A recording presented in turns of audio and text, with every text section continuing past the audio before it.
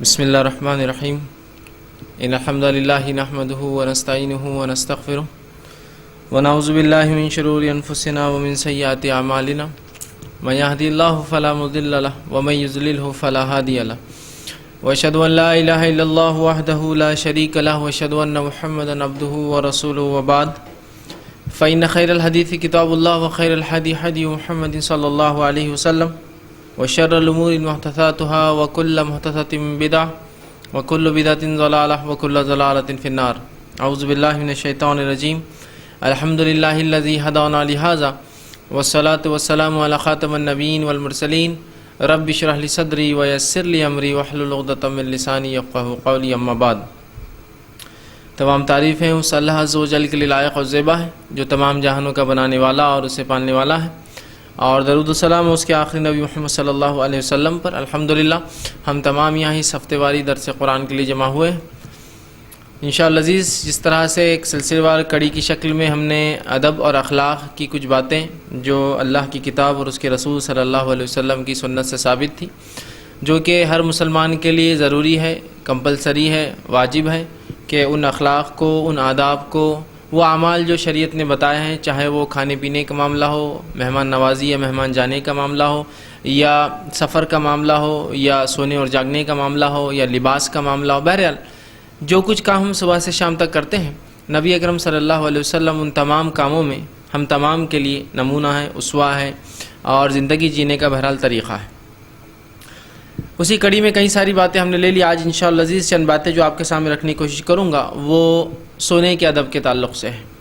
مطلب ایک انسان، سونا ایک ایسی چیز ہے، نیند ایک ایسی چیز ہے جس کے بغیر کسی انسان کو چارہ ہی نہیں. ایسا کوئی انسان یہ نہیں کہہ سکتا ہے دنیا میں کہ میں سوتا نہیں ہوں.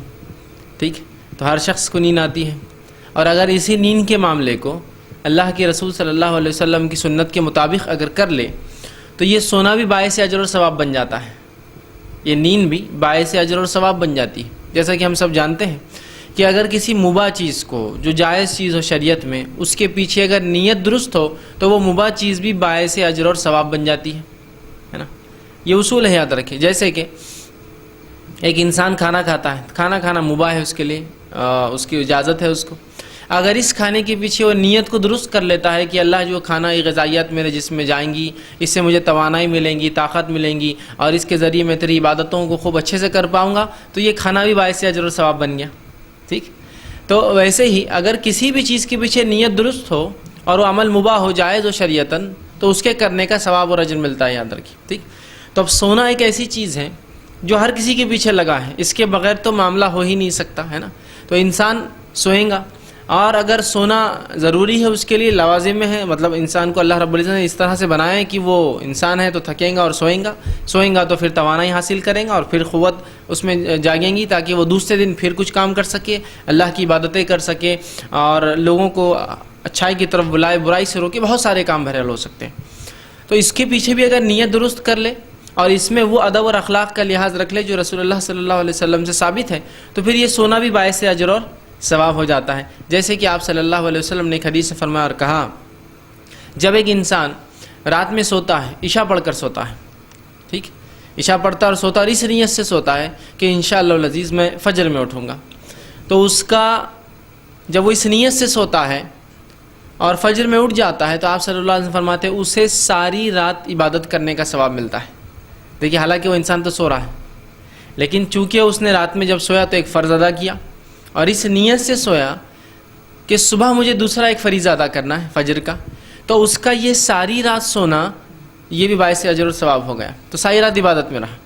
پھر آپ فرماتے ہیں، اور اگر کوئی شخص عشاء پڑھ کر سو جائے اس نیت سے کہ فجر میں اٹھوں گا اور فجر پڑھوں گا، اور کسی وجہ سے اس کی فجر نہ ہو سکے، ہوتا ہے وجوہات ہوتی ہے، انسان نیند نہ کھلی، غفلت طاری ہو گئی، یا کچھ بھی ہو سکتا ہے بہرحال، تو ایسی شکل میں جب اس نے فجر نہ بھی پڑھ سکی تو اسے آدھی رات عبادت کا ثواب ملا.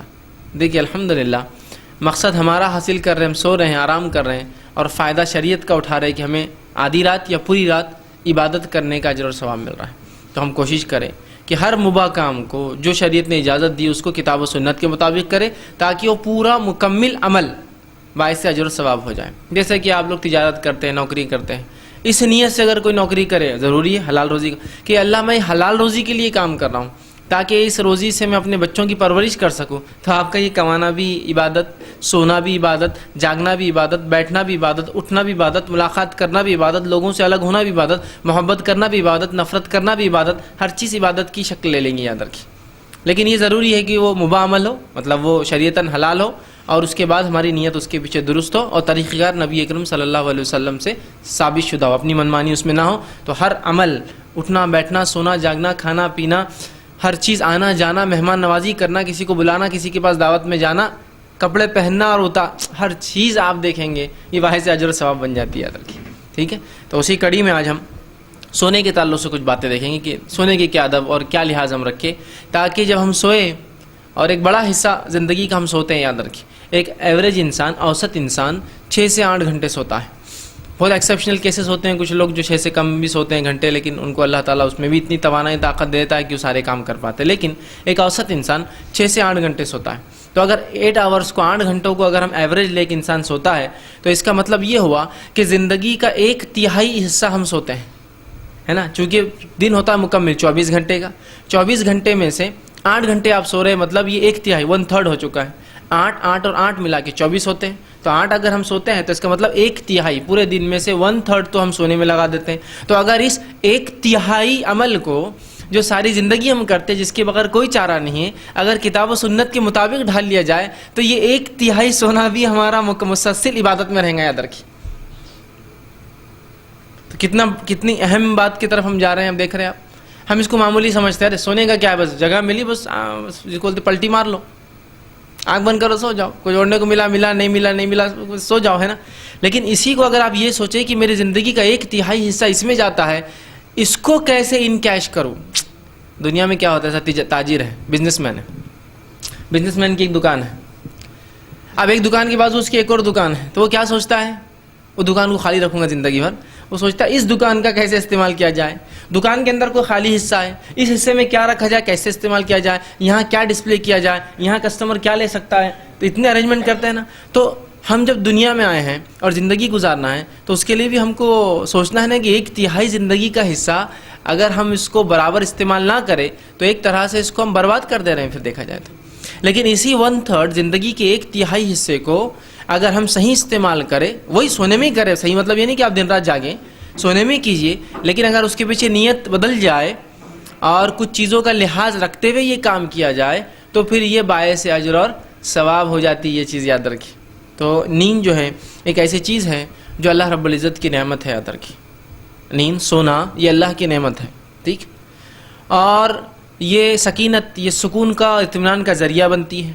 یہی نیند ہوتی ہے جو رات میں آنے کے بعد صبح آپ کو پھر سے ریفریش کرتی ہے، تر و تازہ کرتی ہے، تاکہ آپ پھر سے اپنی تجارتوں میں، اللہ کی عبادت میں، ذکر و اذکار میں، لوگوں کی مدد میں، اچھائی کا حکم دینے میں، برائی سے روکنے میں، اور تمام تر وہ کام جو آنکھ کھلی رکھنے کے بعد آپ کرتے ہیں، اس کی وجہ یہ آنکھ بند اچھے سے ہونا ہی ہوتی ہے کہ جب اچھی نیند ہوگی تو ایک اچھا دن گزرے گا اور ایک مومن اچھے سے کام کر پائیں گا۔ تو اس شریعت اور اسلام نے ہمیں اس رات کو گزارنے کا طریقہ بھی بتایا، اس رات کی ابتدا بھی بتائی، اس کا خاتمہ بھی کس طرح کیا جائے بتایا، اور تمام بہرحال شریعت نے تو ہر جگہ ہماری رہنمائی کی ہے۔ تو نیند جو اللہ کی نعمت ہے، جس سے جسم تر و تازہ ہوتا ہے، زندگی کے اندر توانائی پیدا ہوتی ہے، انسان اپنے کام کو لے کر آگے بڑھتا ہے، تو اس نیند کے کیا ادب ہے، وہ تھوڑے سے ادب اگر ہم سیکھ لیں تو اس کے بڑے فائدے ہوں گے۔ اللہ رب العزت قرآن میں فرماتا ہے، سورہ قصص سورہ نمبر 28 آیت نمبر جو ہے 73 میں 73 میں فرماتا اور کہتا ہے، وَمِن رَحْمَتِهِ جَعَلَ لَكُمُ اللَّيْلَ وَالنَّهَارَ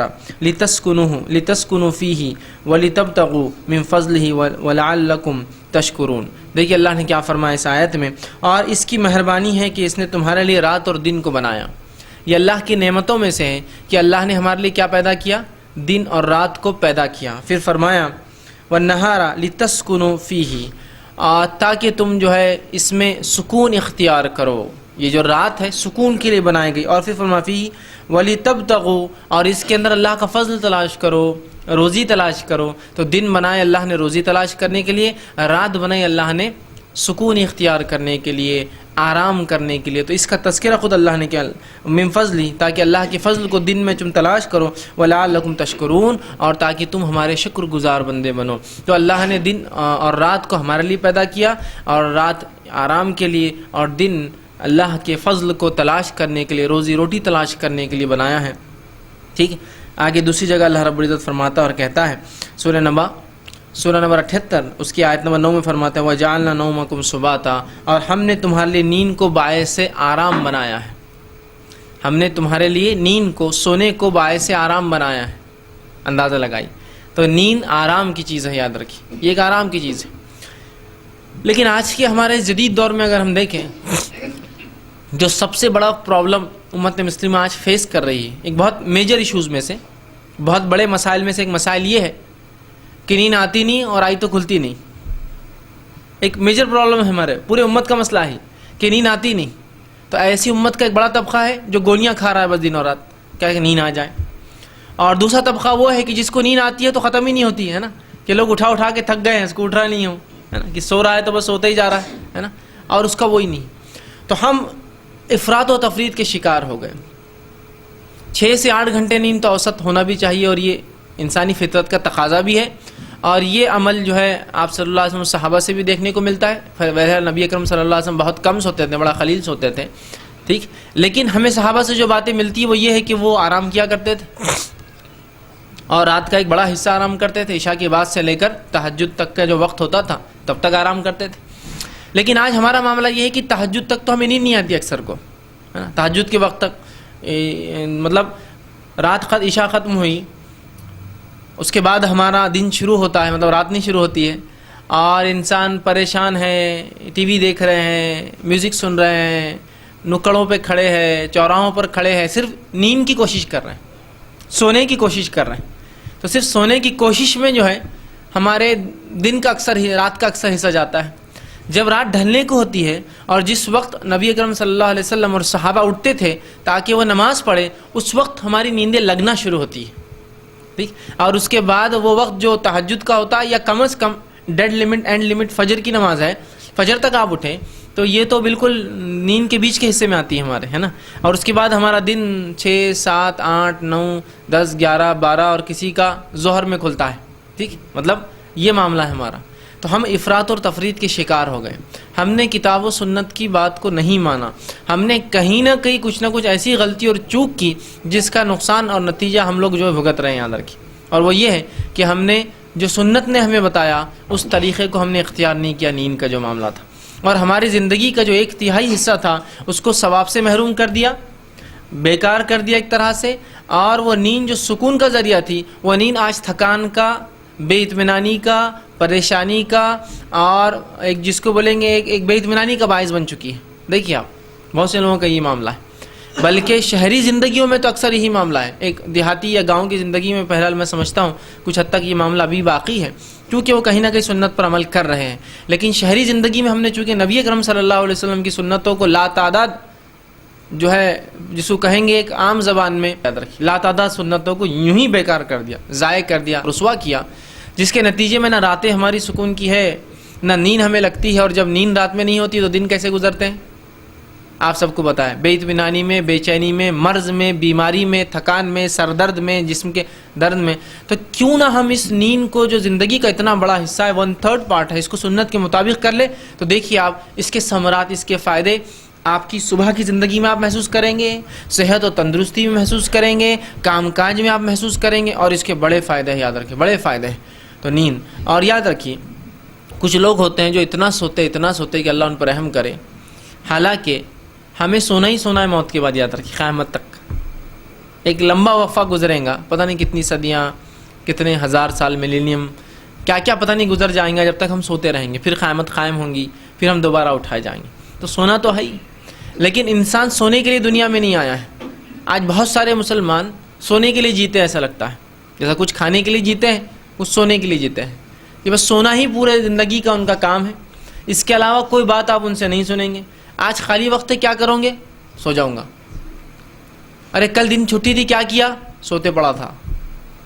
ارے اب تم کو چھٹی لگ رہی، کیا کروں گا؟ بہت سوؤں گا. مطلب صرف سونے کی باتیں آپ سنیں گے ان سے. ارے اب تم جو ہے فلاں کر رہے ہو، اب کیا کریں گے؟ اب سونے کا اپنے کو یہاں سے.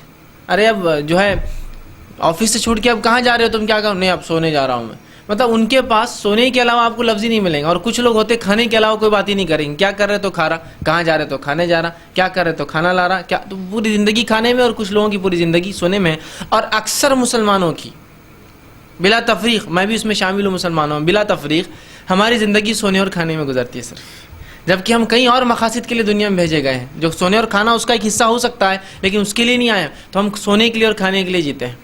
دیکھیے رات دیر سے سوئے، صبح دیر سے اٹھے، اٹھتے ہی کھانا کھایا، تھوڑا کچھ گھوما پھرا، پھر کھانا کھایا، پھر یہاں چلتے چلتے کھایا، اس کے گھر پہ کھایا، اس کی دکان پہ کھایا، وہاں چائے کی ہوٹل پہ کھایا، اور یہ کیا. اور پھر رات میں پھر سونے کی تیاری، اور خوب کھایا اور صرف سویا. تو سو رہے اور کھا رہے ہیں، سو رہے اور کھا رہے ہیں. جبکہ ہمارے نبی محمد صلی اللہ علیہ وسلم کی زندگی دیکھیں تو آپ نے سونا اور کھانا کیا، لیکن یہ زندگی کے بہت مختصر حصے تھے. یاد رکھیے، اس کے لیے زندگی نہیں جی رہے تھے وہ. اور یاد رکھیے، جو قوم کسی کو کچھ دینا چاہتی ہے اسے سونے اور کھانے سے ہٹ کر کچھ سوچنا پڑے گا. یاد رکھیے، صحابہ نے سونے اور کھانے سے ہٹ کر ہی سوچا.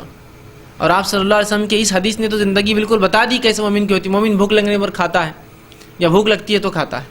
اتنا سادہ ہے مومن کا معاملہ. بلا تکلف ہوتا ہے، بھوک لگتی ہے تو کھاتا ہے، نہیں لگتی تو کوئی مسئلہ نہیں. مطلب تکلفات ہے ہی نہیں اس میں. سونے کا معاملہ بتا دیا کس طرح سے سونا ہے. ٹھیک، اگر یہ دو چیزوں کو ہم سدھار لیں، کھانے کا معاملہ اور سونے کا معاملہ، اور ان کو اپنے زندگی میں وہ پرائرٹیز نہ دے، وہ اہمیتیں نہ دے جو اہمیت آج ہم دے چکے ہیں، تو انشاءاللہ عزیز بہت سارے بڑے بڑے ابھی کام باقی ہیں جو ہمیں دنیا میں کرنا ہے. جو یہ صرف دو اعمال کے جس کو بولیں گے غلط سے، اس کے علم نہ ہونے سے، اس میں زیادتی سے آج ہم بھگت رہے ہیں. یاد رکھیں. اور یہ دو ہی چیزیں آپ کو ہر آدمی کی زبان پہ، کھانا اور سونا. کھانے کا انتظام کیا ہے اور سونے کا انتظام کیا ہے. کھانے کے لیے کیا کیا اور سونے کے لیے میرے کیا کیا، بس یہی تھا. صحابہ کی زندگی میں نہ کھانے کا تذکرہ ملے گا نہ سونے کا تذکرہ، اس سینس میں کہ کہیں گئے ہو سفر پر کسی دعوت کے اور کہے میرا کھانے کا انتظام کا اور سونے کا پہلے بتا دو میرے کو. پرائرٹی نہیں تھی. پرائرٹی کیا تھی؟ کہاں جانا ہے، کن لوگوں سے ملاقات کرنا ہے، کس بستی میں لے جا رہے ہو، کن لوگوں سے بات کرنا ہے، کون سے سردار کے پاس جانا ہے، کون تھا جو بات نہیں مان رہا، کس کے پاس غلط فہمی اس کے پاس میں چلتا ہوں، یہ پرائرٹی. اس کے بعد دیکھا جائے گا سونا اور کھانا، وہ ملا نہیں ملا، آگے ہوا پیچھے ہوا، ایک دن بعد ملا، وقت سے تھوڑا آگے ہوا، وقت سے تھوڑا پیچھے ہوا، نیند کم ہوئی زیادہ ہوئی، کوئی مسئلہ نہیں. پرائرٹیز ان کی زندگی میں یہ تھی.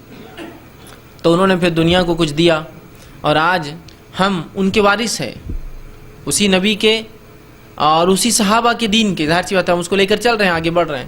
لیکن آج ہمارے پاس یہ دو مسائل کے علاوہ کوئی تیسرا مسئلہ ہی نہیں، سونا اور کھانا، اور سونا اور کھانا. تو آئیے وہ سونے کے ادب ہم دیکھ لیں، تاکہ ہمارا سونا بھی درست ہو جائے، سبائے سے اجر و ثواب، اور کھانا بھی ہو جائے. تو کھانے کے ادب تو میں لے چکا ہوں. آج سونے کے تعلق سے کچھ باتیں دیکھیں گے. تو نیند کو اللہ نے سکون اور اطمینان کی چیز بنایا ہے، اور اس میں سب سے پہلی چیز جو اب یاد رکھیں گے، جو اللہ کی یہ نعمت ہے، اور اس کا شکریہ ہم اس طرح ادا کریں گے اس نیند کا، کہ جیسے اس کے نبی نے ہمیں بتایا اس طریقے سے ہم سوئیں گے اور ویسا عمل کریں گے. تو اس میں سب سے پہلی چیز جو یاد رکھیں گے وہ یہ ہے کہ عشاء کے بعد ہم سوئیں گے، خام و خواہ سونے میں تاخیر نہیں کریں گے. یہ سب سے پہلا اصول ہے اگر آپ سونے کو اپنے سدھارنا چاہتے ہیں تو، کہ عشاء کے بعد ہم سوئیں گے اور خام و خواہ اس کو تاخیر نہیں کریں گے، سوائے شرعی ضرورتوں کے، سوائے شرعی وجوہات کے، سوائے مجبوریوں کے. ٹھیک، شرعی ضرورتیں کیا ہو سکتی ہے؟ بیماری ہے کسی کی تو گھر میں کسی کو جاگنا ہے. شرعی ضرورت یہ ہے کہ دینی اجتماعات ہیں، دینی تقریر ہے، اس میں جانا ہے، یہ بھی ہو سکتا ہے. شرعی ضرورت یہ ہے کہ ماحول معاشرہ ٹھیک نہیں ہے تو کچھ لوگ رات میں جاگے تاکہ حفاظت ہو، یہ شرعی ضرورت ہے. اور مجبوریاں یہ ہے کہ ہماری تجارت یا ہماری نوکریاں ایسی ہیں جو شفٹس میں چلتی ہیں، شفٹس میں، تب نائٹ شفٹ ہے تو مجبوری ہے. اسی لیے میں نے کہا شرعی ضرورت ہے یا مجبوریاں ہی ہم کو رات میں جگائیں گی عشاء کے بعد، ورنہ عشاء کے بعد جاگنے کا ہم معمول نہیں بنائیں گے. اس لیے کہ نبی اکرم صلی اللہ علیہ وسلم نے اپنی ایک حدیث میں پورے امت کے نیند کے مسائل کا حل دے دیا ہے. یاد رکھیں، پورے امت کے نیند کے مسائل کا، اور وہ حل یہ ہے. آپ صلی اللہ علیہ وسلم فرمایا اور کہا، ابو ہریرہ رضی اللہ عنہ حدیث کے راوی، صحیح بخاری اور صحیح مسلم متفق علیہ روایت فرماتے اور کہتے ہیں، ابو ہریرہ رضی اللہ عنہ فرماتے ہیں کہ رسول اکرم صلی اللہ علیہ وسلم عشاء سے پہلے اور عشاء کے بعد باتیں کرنا، عشاء سے پہلے نیند اور عشاء کے بعد باتیں کرنے کو پسند نہیں فرماتے تھے. مطلب آپ صلی اللہ علیہ وسلم عشاء سے پہلے نہیں سوتے تھے اور عشاء کے بعد بات نہیں کرتے، مطلب جاگنا پسند نہیں کرتے، سو جاتے. دیکھیے ایک حدیث ہے، اس کو اگر زندگی میں لا لیں تو اکثر بیماریوں، صحت کی کمزوریاں، صحت کے مسائل اور ہماری تجارتوں کا بیٹھنا اور ہماری نیند کا ہم پر غالب آ کے پورے ہمارے ہر چیز کو برباد کرنے کا ایک حل ہے. وہ یہ ہے کہ ہم رات عشاء سے پہلے نہ سوئے، یہ عادت نہ ڈالیں. ٹھیک، اور عشاء کے بعد خامخواہ نہ جاگے، سوائے وہ دو وجوہات کی، شرعی ضرورتیں اور مجبوریاں، بس. تو یہ اصول کو اگر زندگی میں لا لینا بہت فائدہ ہو جائے گا. لیکن افسوس کی بات تو یہ، عشاء کی بات ہماری رات چالو ہوتی ہے، معاف کرنا، عشاء کے بعد ہمارا دن چالو ہوتا ہے. میں کئی بار سفر کرتا ہوں، سفر سے اکثر آنا ہوتا ہے تو رات ہو جاتی ہے، آدھی رات ہو جاتی ہے، ٹھیک، کبھی 4 ہوتے ہیں، کبھی 5، یا کبھی 1-2 بجے سے سفر سے بہت بار لوٹنا ہوتا ہے. کبھی سواری سے جاتا ہوں، ٹرین سے، کبھی اپنی گاڑی سفر کرتا ہوں. تو جب واپس آنا ہوتا ہے، کبھی ایسا سفر جو اطراف میں ہو 200-400 کلومیٹر کی رینج میں، تو ایسا نکلتے ہیں کہ رات تک گھر پہنچ جائے. جب کبھی داخلہ ہوتا ہے شہر اورنگ آباد میں، ٹھیک، تو غیر مسلم علاقوں سے ہی داخلے ہوتے، چونکہ میجر علاقے وہی، چاہے آپ ادھر یہ سائڈ سے آئے تو والوش کی طرف سے آپ انٹری لیتے ہیں، ادھر سے آئے تو چکل ٹھانے کی طرف سے آپ آتے ہیں. تو بہرحال 2 میجر روٹس چاہیے ہمارے پاس سٹی اورنگ آباد میں، یہیں سے ہم باہر نکلتے ہیں. تو جب اندر آنا ہوتا ہے تو غیر مسلم علاقوں سے آنا ہوتا ہے، جن کے اندر گھر اور تجارتیں دونوں بند ہیں. سمجھ لیجیے آپ 10-11 بجے بھی اگر داخل ہوتے ہیں تو گھر بھی پورے بند ہیں اور تجارتیں بھی پوری بند ہیں. مطلب بزنس بھی کلوز ہو گئے، شاپ پر لکھا ہوا 8 بجے، تو 8 بجے وہ کلوز کر رہا ہے، شٹر ڈاؤن کر رہا ہے. ہم غیر مسلم تاجر 8 بجے شٹر ڈاؤن کر رہا ہے، ہمارا مسلم تاجر بولتا رکو، بازو والے کی بند ہوئی کہ نہیں، ابھی اپنی کھلی رہیں گی، پھر اس کی بند ہوئی کا سامنا لیں گے، نہیں تو اپنی کھلی رہیں گی. پھر کوئی اصول نہیں ہے زندگی جینے کا، بس ایک ایسی زندگی جس میں ہم یہ سمجھتے ہیں کہ دکان کھلی رہنا رزق کا ذریعہ ہے، تو لہٰذا آپ اس کو پورا، جب تک سامنے والا بند نہیں کرتا تو میرا رزق مارا نہ جائے، اس کے پاس نہ چلا جائے، ٹھیک. کوئی اصول نہیں ہے. تو دیکھتا ہے پہلے تو کہ اس کی بند ہوئی کیا، میری بند ہوئی کیا. لوگ آ رہے جا رہے تو کھولیے، وہ 8 بجے بند کر رہا ہے، اس کی 8:30 بجے شاپ کلوز ڈاؤن اور وہ گھر چلا گیا. اسی طرح محلوں سے ہوتے ہوئے چوراہوں سے گزرنا ہوا، پھر غیر مسلموں کی بڑی بڑی بستیاں، چھوٹی موٹی نہیں، ایسے علاقے نہیں جو پوش علاقے کہلاتے ہیں، وہاں لوگ دکھتے بھی نہیں. ویسے وہاں کے لوگ تو ہوٹلوں میں پڑے ہیں، یا ایسی جگہ جاتے ہیں جہاں وہ سڑکوں پہ دکھتے نہیں. لیکن ویسے جو سلمس ہوتے ہیں، ان کی غریب بستیاں ہوتی ہیں غیر مسلموں کی، یا مالدار بستیاں ہوتی ہیں، مڈل کلاس لوگ ہوتے ہیں، وہاں سے بھی گزریے تو دکانیں بھی بند ہیں، چائے کی دکانیں بھی آپ کو کھلی نہیں ملیں گی، اور کچھ نہیں ملیں گا آپ کو. وہاں آپ کو تلاش کرنا ہوگا اگر کچھ کھانا پینا ہے تو، اور بڑی پرابلم اور پریشانی میں آ جاتے ہیں وہاں، ٹھیک. اب وہیں سے گزرتے ہوئے پھر مسلمان علاقے کا جو ہے معاملہ چالو ہوتا ہے. تو جو ہی مسلمان علاقہ شروع ہوتا ہے تو وہاں سے آپ دیکھیے لائٹیں کھلی دکھنا چالو ہوتی ہیں، تجارتیں کھلی ہے ابھی بھی 10-11-12 بجے بھی، ٹھیک، اور دکانیں کھلی ہے ابھی بھی، ٹھیک. اور شباب جو ہے، نوجوان جو ہے، راستوں پر کھڑے ہیں، چوراہوں پر کھڑے ہیں، گاڑیاں پارک ہے اس پر بیٹھے ہیں. اگر دکانیں بند ہیں تو نوجوان کم از کم بیٹھے ہیں، پان بیڑی گٹکا چالو ہے، گیمز کھیلے جا رہے ہیں. تھوڑا اگر اور انٹیریئر علاقوں میں آنا شروع ہے تو ہوٹلیں پوری کھلی ہیں، ایسی روشن ہوٹلیں ہیں کہ کسی کو انتہا نہیں. اور 2 علاقے، ایک وہ گیٹ اور ایک لائن یہاں کی، یہ 2 جگہ چلے جائے تو آپ کو کبھی رات نہیں دکھیں گی آپ کو. اس لیے کہ مسلم علاقہ اور غیر مسلم کو بھی پتہ، اگر رات میں بھوک لگے تو یہ 2 علاقوں میں انشاءاللہ ہم بھوکے نہیں رہیں گے. اس لیے نہیں کہ مسلمان بڑے سخی لوگ ہیں، وہ کھانا دیتے ہیں، اس لیے کہ ان کی دکانیں کھلی رہیں گی، رات بھر جاگنے والی قوم ہے نا. اور غیر مسلم سو رہا ہے، وہ سو رہا ہے، ٹھیک، اس کی رات ہو چکی ہے عشاء کے بعد. دیکھیے حالانکہ وہ لوگ نماز نہیں پڑھتے، ان کو عشاء کچھ نہیں پتہ، لیکن ان کا ایک تصور ہے سورج ڈھلنے کے بعد ان کے پاس تیاریاں شروع ہے سونے کی، اور سورج کے ایک پہر ڈھلنے کے کچھ زمانے بعد سونا ان کے لیے لازمی ہوتا ہے. تو 9-10 بجے وہ بہرحال جو بھی ان کا مشغلہ ہے، ٹی وی دیکھتے ہیں وہ کرتے ہیں، لیکن سو چکے ہیں. اب اس کے بعد کبھی میرے سفر ہوتے، جب میں صبح نکلتا ہوں اپنے سفر پہ، مسلمان بستی، جب الٹا جانا سفر بولتا اپنے محلے سے مسلمان بستیوں سے غیر مسلموں کے علاقے ہوتے ہیں، پھر شہر سے باہر جانا ہے.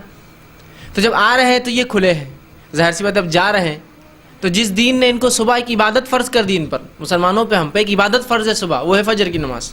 تو ظاہر سی بات ہے ایک فریضے کے لیے تو ہم کو جاگنا پڑے گا. تو اب جب جانا ہوتا ہے تو فجر سے پہلے میں کبھی نکلتا ہوں، تو جب نکلتے ہیں یہاں سے تو پورا مسلمان ایریا سوتا رہتا ہے، کہ ایسا سو رہا ہے کہ اگر سوئی گرے بھی تو آواز ہوتی ہے، مطلب اتنا خاموشی میں سو رہا ہے. فجر کا وقت ہے یا تہجد کا وقت. اور وہاں سے نکل کے جب پھر غیر مسلم علاقوں میں جانا شروع ہوتا ہے تو وہاں دکانیں کھل رہی ہے، غیر مسلم اپنے گھروں سے باہر آ کر پوجا کر رہے ہیں. بالکل میں یہ تہجد کے وقت کی بات کر رہا ہوں، فجر کی نہیں. اور بہت سے مسلمان بولیں گے نہیں ہم نے تو کبھی نہیں دیکھا. تو آپ فجر کے بعد واکنگ کو نکلتے ہوں گے، وہ لوگ تہجد میں واکنگ کر کے فجر کے بعد نہا دھو کر وہ اپنے دوسرے کام پہ نکلتے. آپ کو پتہ ہونا چاہیے، اگر آپ کو علم نہیں ہے تو کبھی ان دنوں میں، جو میں ابھی کہہ رہا ہوں، ان دنوں میں اتنی سردی میں، ان دنوں میں 4 بجے اٹھ جائیے اور نان مسلم علاقوں کا ایک بار سروے کر کے آ جائیے، 6 بجے تک اپنے علاقے میں نماز تک آ جائیے. اگر آپ کو جاگتے ہوئے لوگ نہ ملے تو میرا نام آپ بدل دینا کہ فیض بھائی نے جھوٹ بولا.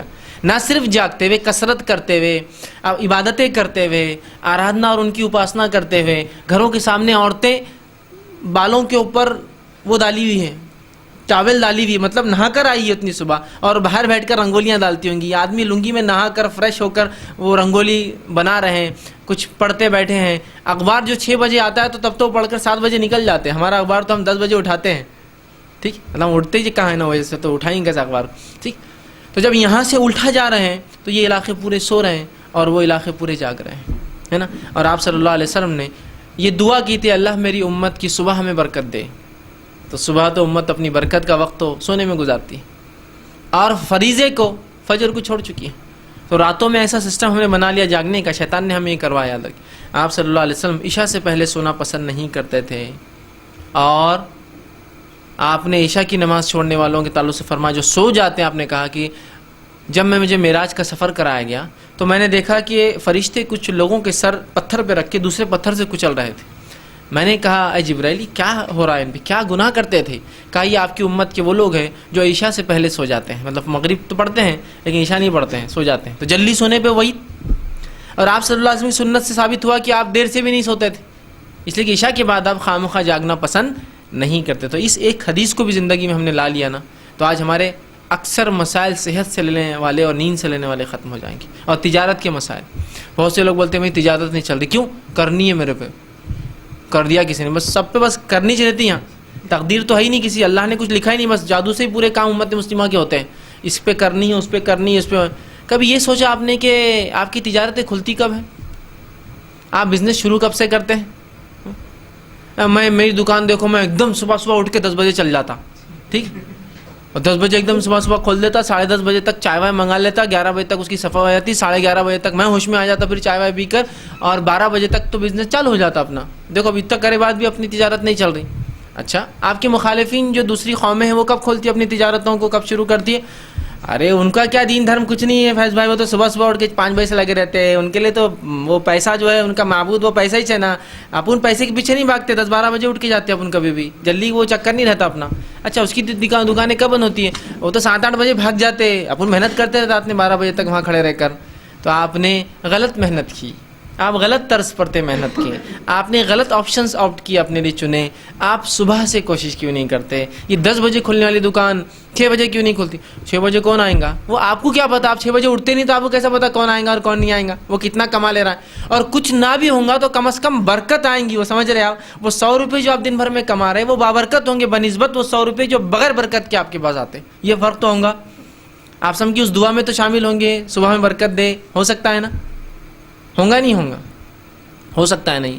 تو میں یہ کہنا چاہ رہا ہوں کہ ہم اپنی تجارتوں کیوں صبح سے شروع نہیں کرتے ہیں, اور کیوں ہماری تجارت عشاء کے بعد پہلے بند نہیں ہو جاتی, کہ عشاء سے پہلے تجارت بند ہو نماز کو. یا مجبوریاں ہو سکتی ہے, ایک الگ بات ہے کہ ماحول, معاشرہ, سماج سے بھی افیکٹ ہوتا ہے مسلمانوں کو, وہ ایک الگ چیز ہے. لیکن ہم نے جو طریقہ اختیار کیا بہت ہی گھٹیا اور بہت ہی برا اور بہت ہی خطرناک ہے. اس کے ثمرات, اثرات آج بھی ہم بھگت رہے ہیں, اور آنے والے دور میں تو اس کے نقصانات اور زیادہ ہم نسل در نسل بھگتنے والے. یاد رکھیے, اگر ان چیزوں کو ہم نے نہیں اپنایا تو رسول اکرم صلی اللہ علیہ وسلم عشاء سے پہلے سونے کو پسند نہیں کرتے, اور عشاء کے بعد خامخواہ بات کرنا پسند نہیں کرتے. تو عشاء کے بعد جب تک شرعی ضرورت نہ ہو, وجوہات نہ ہو, مت جاگیے. اور عشاء سے پہلے کسی شرعی ضرورت سے کے تحت, مطلب مجبوری کے بغیر مت سوئیے. یاد رکھیے, ٹھیک ہے, اس لیے کہ آپ نے یہ دونوں چیزوں کو پسند نہیں کیا. اسی طرح دوسری چیز جو نیند کے ادب میں, سونے کے آداب میں ہم یاد رکھیں گے, وہ یہ ہے کوشش کریں کہ ہم باوضو ہو کر سوئے. نبی اکرم صلی اللہ علیہ وسلم نے برا بن عازب رضی اللہ عنہ فرماتے ہیں کہ ایک مرتبہ صحیح بخاری اور صحیح مسلم کی متفق علیہ روایت فرماتے ہیں کہ مجھ سے کہا, اور یہ کہا اذا آتیت مسجعک فتوضع وضوءک للصلاۃ, کہ جب تو اے برا سونے کا ارادہ کر تو ایسا وضو کر جیسا وضو تو نماز کے لیے کرتا ہے. ایسا وضو کرو تم جیسا وضو تم نماز کے لیے کرتے ہو. ٹھیک, تو اس حدیث سے پتہ چلا سونے سے پہلے ہم باوضو ہو کر سوئے. اس کے بڑے فائدے ہیں, طبی فائدے بھی ہیں. ٹھیک, طبی فائدے یہ ہے کہ دھول مٹی جو دن بھر آپ کام کاج میں لگتے ہیں, عشاء کے بعد بھی آپ جاگ رہے ہوں گے, سفر کر کے گھر آئیں گے, وضو کرنے سے عموماً جو حصے کھلے ہوتے ہیں وہ یہی ہوتے ہیں, چہرہ, ہاتھ اور پیر کا حصہ. باقی تو شرٹ پینٹ سے کور ہو جاتا ہے, کرتا پاجامے سے کور ہے نا. تو اگر یہ دھو لے تو بہت ساری جلد کے امراض سے, آپ محفوظ ہوں گے، بہت ساری چیزوں سے آپ کے بال بچے محفوظ ہوں گے، اس لیے کہ آپ اگر دھول مٹی سے آئیں گے بچوں کو گود میں لیں گے فلاں کریں گے سب وہ ہوں گے۔ اسی طرح جب آپ سوئیں گے تو پوری رات آپ پر جو ہے غلاظت، دھول مٹی یا کسی قسم کی جراثیم نہیں رہیں گے، اس لیے کہ آپ نے ایک بار اپنے آپ کو واش کر لیا۔ اور گھر کا ماحول باہر کے ماحول کے مقابلے میں بڑا صاف ہوتا ہے، تک کسی کا بھی گھر ہو جیسا بھی ہو وہ صاف ہوتا ہے، اس لیے کہ باہر تو اتنی زیادہ دھول مٹی، لوگوں سے ملاقاتیں، لوگوں کی بیماریاں، لوگ ہاتھ ملا رہے ہیں، ایک جگہ رہتے ہیں، لیکن گھر کیا ہوتا ہے بہت سیگریگیشن، لمیٹڈ لوگ ہوتے ہیں، کم سے کم لوگ ہوتے ہیں، آپ اچھے سے وہاں رہ سکتے ہیں، یاد رکھیے۔ تو وضو کرنے کے بڑے فائدے ہیں، اور وضو ایک مستقل عبادت ہے، یاد رکھیے، مطلب اس کا غسل سے کوئی لینا دینا نہیں ہے۔ آپ بولیں گے اس کا کیا مطلب؟ اس کا مطلب یہ ہے کہ غسل تو ایک الگ چیز ہے، وہ بھی ایک عبادت ہے، اور اس کے بنیاد پر وضو سے آپ بہت ساری عبادتیں کر پاتے ہیں، لیکن اگر غسل نہ بھی ہو تو آپ وضو کریں تو اس کا ثواب ملتا ہے آپ کو، اس لیے کہ وضو ایک اپنے ذات میں خود ایک مستقل عبادت ہے۔ نبی اکرم صلی اللہ علیہ وسلم کو جب غسل نہ بھی ہوتا تو آپ سوتے تو وضو کر کے ہی سوتے رات میں، تو پتہ چلا وضو ایک مستقل عبادت ہے، آپ کو غسل نہ بھی ہوتا وضو کر سکتے ہیں، اس کا الگ ثواب، لیکن اس کا نہیں کہ آپ نماز پڑھ سکتے ہیں، نماز کے لیے غسل اور وضو دونوں لگتا ہے، لیکن وضو اپنی ذات میں ایک عبادت ہے، اگر غسل نہ بھی ہو تو لوگ وضو کر سکتے ہیں، جیسے عورتیں ہیں حیض کی حالت میں ہیں تو بھی وضو کریں گی، آپ وہ بولیں گے یار غسل تو نہیں ہے، لیکن وضو مستقل عبادت ہے، اس کا اجر ملے گا۔ ایک انسان ہے جس کو غسل نہیں ہے سونے سے پہلے تو بھی وضو کر سکتا ہے، اس لیے کہ وضو کرنا مستقل عبادت ہے، یاد رکھیے ایک عبادت ہے یہ مستقل۔ تو آپ صلی اللہ علیہ وسلم نے فرمایا کہ جب تو سو رات میں تو ایسا وضو کر جیسا وضو تو نماز کے لیے کرتا ہے۔ تو صحابی رسول جو ہے سوتے تو وضو کر کے سوتے، اور بہت سارے صحابہ کا یہ معمول ہوتا جب سوتے تو وضو کر کے سوتے۔ تو دوسری چیز یاد رکھیے، پہلی چیز عشاء کے بعد خامخواہ نہ جاگیں، یہ اصول اپنا لیجئے، بڑے فائدے اٹھائیں گے۔ دوسرا کہ ہم جب سوئے تو کوشش کریں کہ ہم باوضو ہو، حالات نہیں ہے، ماحول نہیں ہے، سفر ہے، سفر کی تنگیاں ہیں، پانی کی شدتیں ہیں، یہ سب الگ باتیں ہیں، یہ مجبوریاں ہیں یہ الگ، لیکن سہولت ہو تو ضرور کیجیے، آپ ضرور کیجیے، ٹھیک۔ اور اس سے بڑے فائدے یاد رکھیے، دنیا کے بھی، اور اصل فائدے تو مومن آخرت کے اٹھانا چاہتا ہے، دنیا میں چاہے فائدہ ہو یا نہ ہو ایک الگ بات ہے، ٹھیک۔ تیسری چیز، جب آپ سوئیں گے یا ہم سوئیں گے تو دائیں کروٹ ہم لیٹیں گے، یاد رکھیے دائیں کروٹ لیٹیں گے، اور اپنا سیدھا ہاتھ مطلب سیدھے ہاتھ پر لیٹیں گے، اور کوشش کریں کہ اپنا سیدھے ہاتھ کے سہارے سے سوئیں گے۔ نبی اکرم صلی اللہ علیہ وسلم کو دیکھا گیا کہ جب آپ سوتے تو سیدھی کروٹ سوتے، اور شروعاتی نیند آپ بعد میں سیدھا بھی سو سکتے ہیں، جس کو بولتے پیٹھ کے بل جس کو بولیں گے، لیکن آپ جب شروع کرتے نیند تو سیدھے جانب آپ لیٹ جاتے، اور اپنا ہاتھ جو ہے اس کو اپنے سر کے نیچے لے لیتے، ٹھیک، جیسا کہ ایسا جس کو کہیں گے اس طرح سے یا اس طرح سے سر کے نیچے اس کو لے لیتے، ٹھیک۔ اور حدیث میں یوں آپ نے فرمایا اور کہا لیٹ سونے کے تعلق سے، یہ بھی صحیح بخاری اور صحیح مسلم کی متفق علیہ روایت، آپ نے فرمایا جب تو نیند کے لیے بستر پر آئے تو نماز جیسا وضو کر اور پھر اپنی دائیں جانب لیٹ جا۔ اسی صحابی کو آپ نے اضافی الفاظ ساتھ کہے دوسری روایت میں کہ جب تجھے نیند آئے تو وضو کر اور اپنی دائیں جانب پر لیٹ جا، دائیں جانب سیدھے طرف لیٹ جا، الٹے طرف نہیں، یاد رکھیں سیدھے طرف لیٹنے کے کیا فائدے آج ہم جانتے ہیں کہ جو دل ہوتا ہے ہمارا وہ الٹے طرف ہوتا ہے، جب ہم سیدھے جانب سوتے ہیں تو دل ہمارا اوپر ہو جاتا ہے پورے جسم کے، سمجھ رہے ہیں، جس سے ایک طبی فائدہ میڈیکل بینیفٹ یہ ہوتا ہے کہ خون کی روانگی جو جسم میں ہوتی ہے بہت اچھی، اس لیے کہ پمپنگ جو ہارٹ ہے، پمپنگ مشین وہ اوپر ہے اور وہاں سے پمپ کریں۔ آپ کی پانی کی موٹر اگر نیچے ہو اور نیچے سے اوپر پھینکنا ہو تو اس کو پریشر زیادہ لگتا ہے، طاقت زیادہ لگتا ہے، اگر وہی موٹر اوپر ہو تو بڑی آسانی سے بغیر موٹر کی پانی کبھی کبھار چلا جاتا ہے نا۔ تو دل آپ کا اوپر آ گیا، آپ سیدھے کروٹ اوپر ہے، جس کی وجہ سے خون کا دوران بہت اچھے سے جسم میں ہو رہا ہے۔ آپ تھکے ہارے آئے ہیں، تھکے ماندے ہیں، پریشان حال آئے تھے، ایک بار آپ لیٹیے سیدھے جانب، اس طرح سے دل آپ کا اوپر ہو جائے، خون کی روانگی برابر ہو جائیں گی، جسم کے پورے حصوں میں خون برابر جائیں گا۔ اگر آپ شروعات الٹے سے کر لیں گے پہلے تو ہوگا یہ کہ ہارٹ دل نیچے ہو جائیں گا اور پمپ اوپر کرنا پڑے گا، اس طاقت زیادہ، ویسے آپ پریشان، چونکہ انسان جب سوتا ہے تو اس کا جسم جو ہے اس کا بلڈ پریشر وہ سب ڈاؤن ہونا شروع ہو جاتا ہے، اس لیے کہ اب وہ سکون میں آ رہا ہے، اس کا مائنڈ اپنے آپ کو ذہن جو ہے بند کر رہا ہے، کہیں نہ کہیں سسٹم کلوز ہو رہے ہیں، ہے نا، دل کی دھڑکنوں کی معاملہ بدل جاتا ہے، جو جاگنے میں ہوتی ہے سونے میں ویسی نہیں ہوتی ہے، سکون اختیار کر رہا ہے، نیند کے مختلف مراحل میں جا رہا ہے، تو سیدھے جانب۔ تو آپ نے اس صحابی سے کہا کہ جب تو سو تو سیدھے جانب، اور اپنے ہاتھ کو جو ہے اپنے جو ہے آپ صلی اللہ علیہ وسلم اس کے نیچے رکھتے، ٹھیک ہے، یا آپ کو دیکھا گیا کرتے، تو سیدھے جانب یہاں حکم دیا حدیث کے اندر سونے کا، لیکن آپ صلی اللہ علیہ وسلم کو جب دیکھا گیا تو آپ خود جب سوتے سیدھے جانب سوتے اور ہاتھ کو نیچے رکھتے۔ اس کے بعد آپ چاہے تو پھر سیدھے ہو جائے پیٹھ کے بل، یا چاہے تو الٹے جانب بھی آپ ہو سکتے ہیں بعد میں، اس لیے کہ ایک حدیث میں آتا ہے، آپ صلی اللہ علیہ وسلم فرماتے ہیں کہ جب تم رات میں کوئی خواب دیکھو جس سے تم ڈر جاؤ تو اللہ میں پناہ مانگو، شیطان مردود سے، اور کروٹ کو بدل دو. تو سیدھے ہے تو الٹا، الٹا ہے تو سیدھا. تو اس سے پتہ چلا کروٹ بدلنے سے مراد یہ کہ آدمی الٹا بھی سو سکتا ہے، مطلب الٹے جانب. کیوں تو یہاں اگر سیدھا سو رہا ہوں اور میں خواب دیکھ کے ڈر جاؤں تو میں کیا کروں گا؟ پھر الٹے جانب سوؤں گا. تو پتہ چلا الٹا بھی سو سکتے، حرام نہیں ہے، یہ بھی جائز ہے، لیکن شروعات تو سیدھے سے ہوں گی، پھر بیچ میں بھی سو سکتے ہیں، پھر الٹا بھی سو سکتے ہیں. ٹھیک، تو یہ کرنا ہے ہم کو. ٹھیک، تو یہاں آپ صلی اللہ علیہ وسلم نے یہاں جو صحابی کو کہا کہ تم سیدھے جانب سے سونا شروع کرو. اسی طرح آپ صلی اللہ علیہ وسلم فرمایا کہ جب تو باوضو ہو کر بستر پر آ جائے تو دائیں ہاتھ کو سرہانہ بنا. یہ بھی حدیث کے اندر الفاظ ہیں، یہ بھی متفق علیہ روایت. آپ نے کہا کہ سیدھے جانب سو جا اور اپنے سیدھے ہاتھ کو سرہانہ بنا. سرہانہ مطلب جس سے آپ ٹیک لے کر سوتے ہیں. تو آپ کوشش کریں نیند کی شروعات ایسی ہو. مجبوریاں ہیں، ہاتھ میں تکلیف ہے، یہ ایک الگ چیز ہے، لیکن ہو سکے تو بالکل اس چیز کو اپنانے کی ہم جو ہے کوشش کریں. تیسری چیز. چوتھی چیز جو ہے، رات یا دن جب بھی ہم سوئے، دن میں سونا کوئی حرام نہیں، یاد رکھیے، اس کی بھی اجازت ہے. رات اور دن جب بھی ہم سوئے، لیکن ہم پیٹ کے بل نہ سوئے، اس چیز کا ہم خیال رکھیں. نبی اکرم صلی اللہ علیہ وسلم نے فرمایا، یہ بھی متفق علیہ روایت ہے، آپ نے جو ہے پیٹ کے بل سونے سے ایک صحابی کو روکا. بلکہ آپ ایک جگہ سے گزر رہے تھے، ایک صحابی کو دیکھا کہ وہ پیٹ کے بل سو رہے ہیں. تو آپ نے ان کی بہت تنبیہ کی، بہت ناراض ہوئے، چڑے، ان پر غصہ کیا اور کہا پیٹ کے بل نہ سو، اور فرما انہا زجعۃ اہل النار، پیٹ کے بل سونا یہ جہنمی لوگوں کی علامت ہے.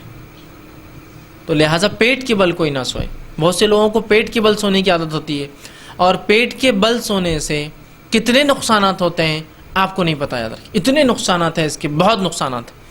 اس کا ایک بہت بڑا نقصان تو یہ ہے کہ اگر آپ پیٹ کے بل سوئیں گے تو ہاضمے کا مسئلہ آپ کو ہوگا، ایسیڈیٹی کی پرابلمس ہوتے ہیں. آپ اٹھیں گے تو آپ کو منہ میں کھٹا پانی آ جائے گا، آپ پریشان ہوں گے اگر آپ پیٹ کے بل سوتے ہیں اوندھے.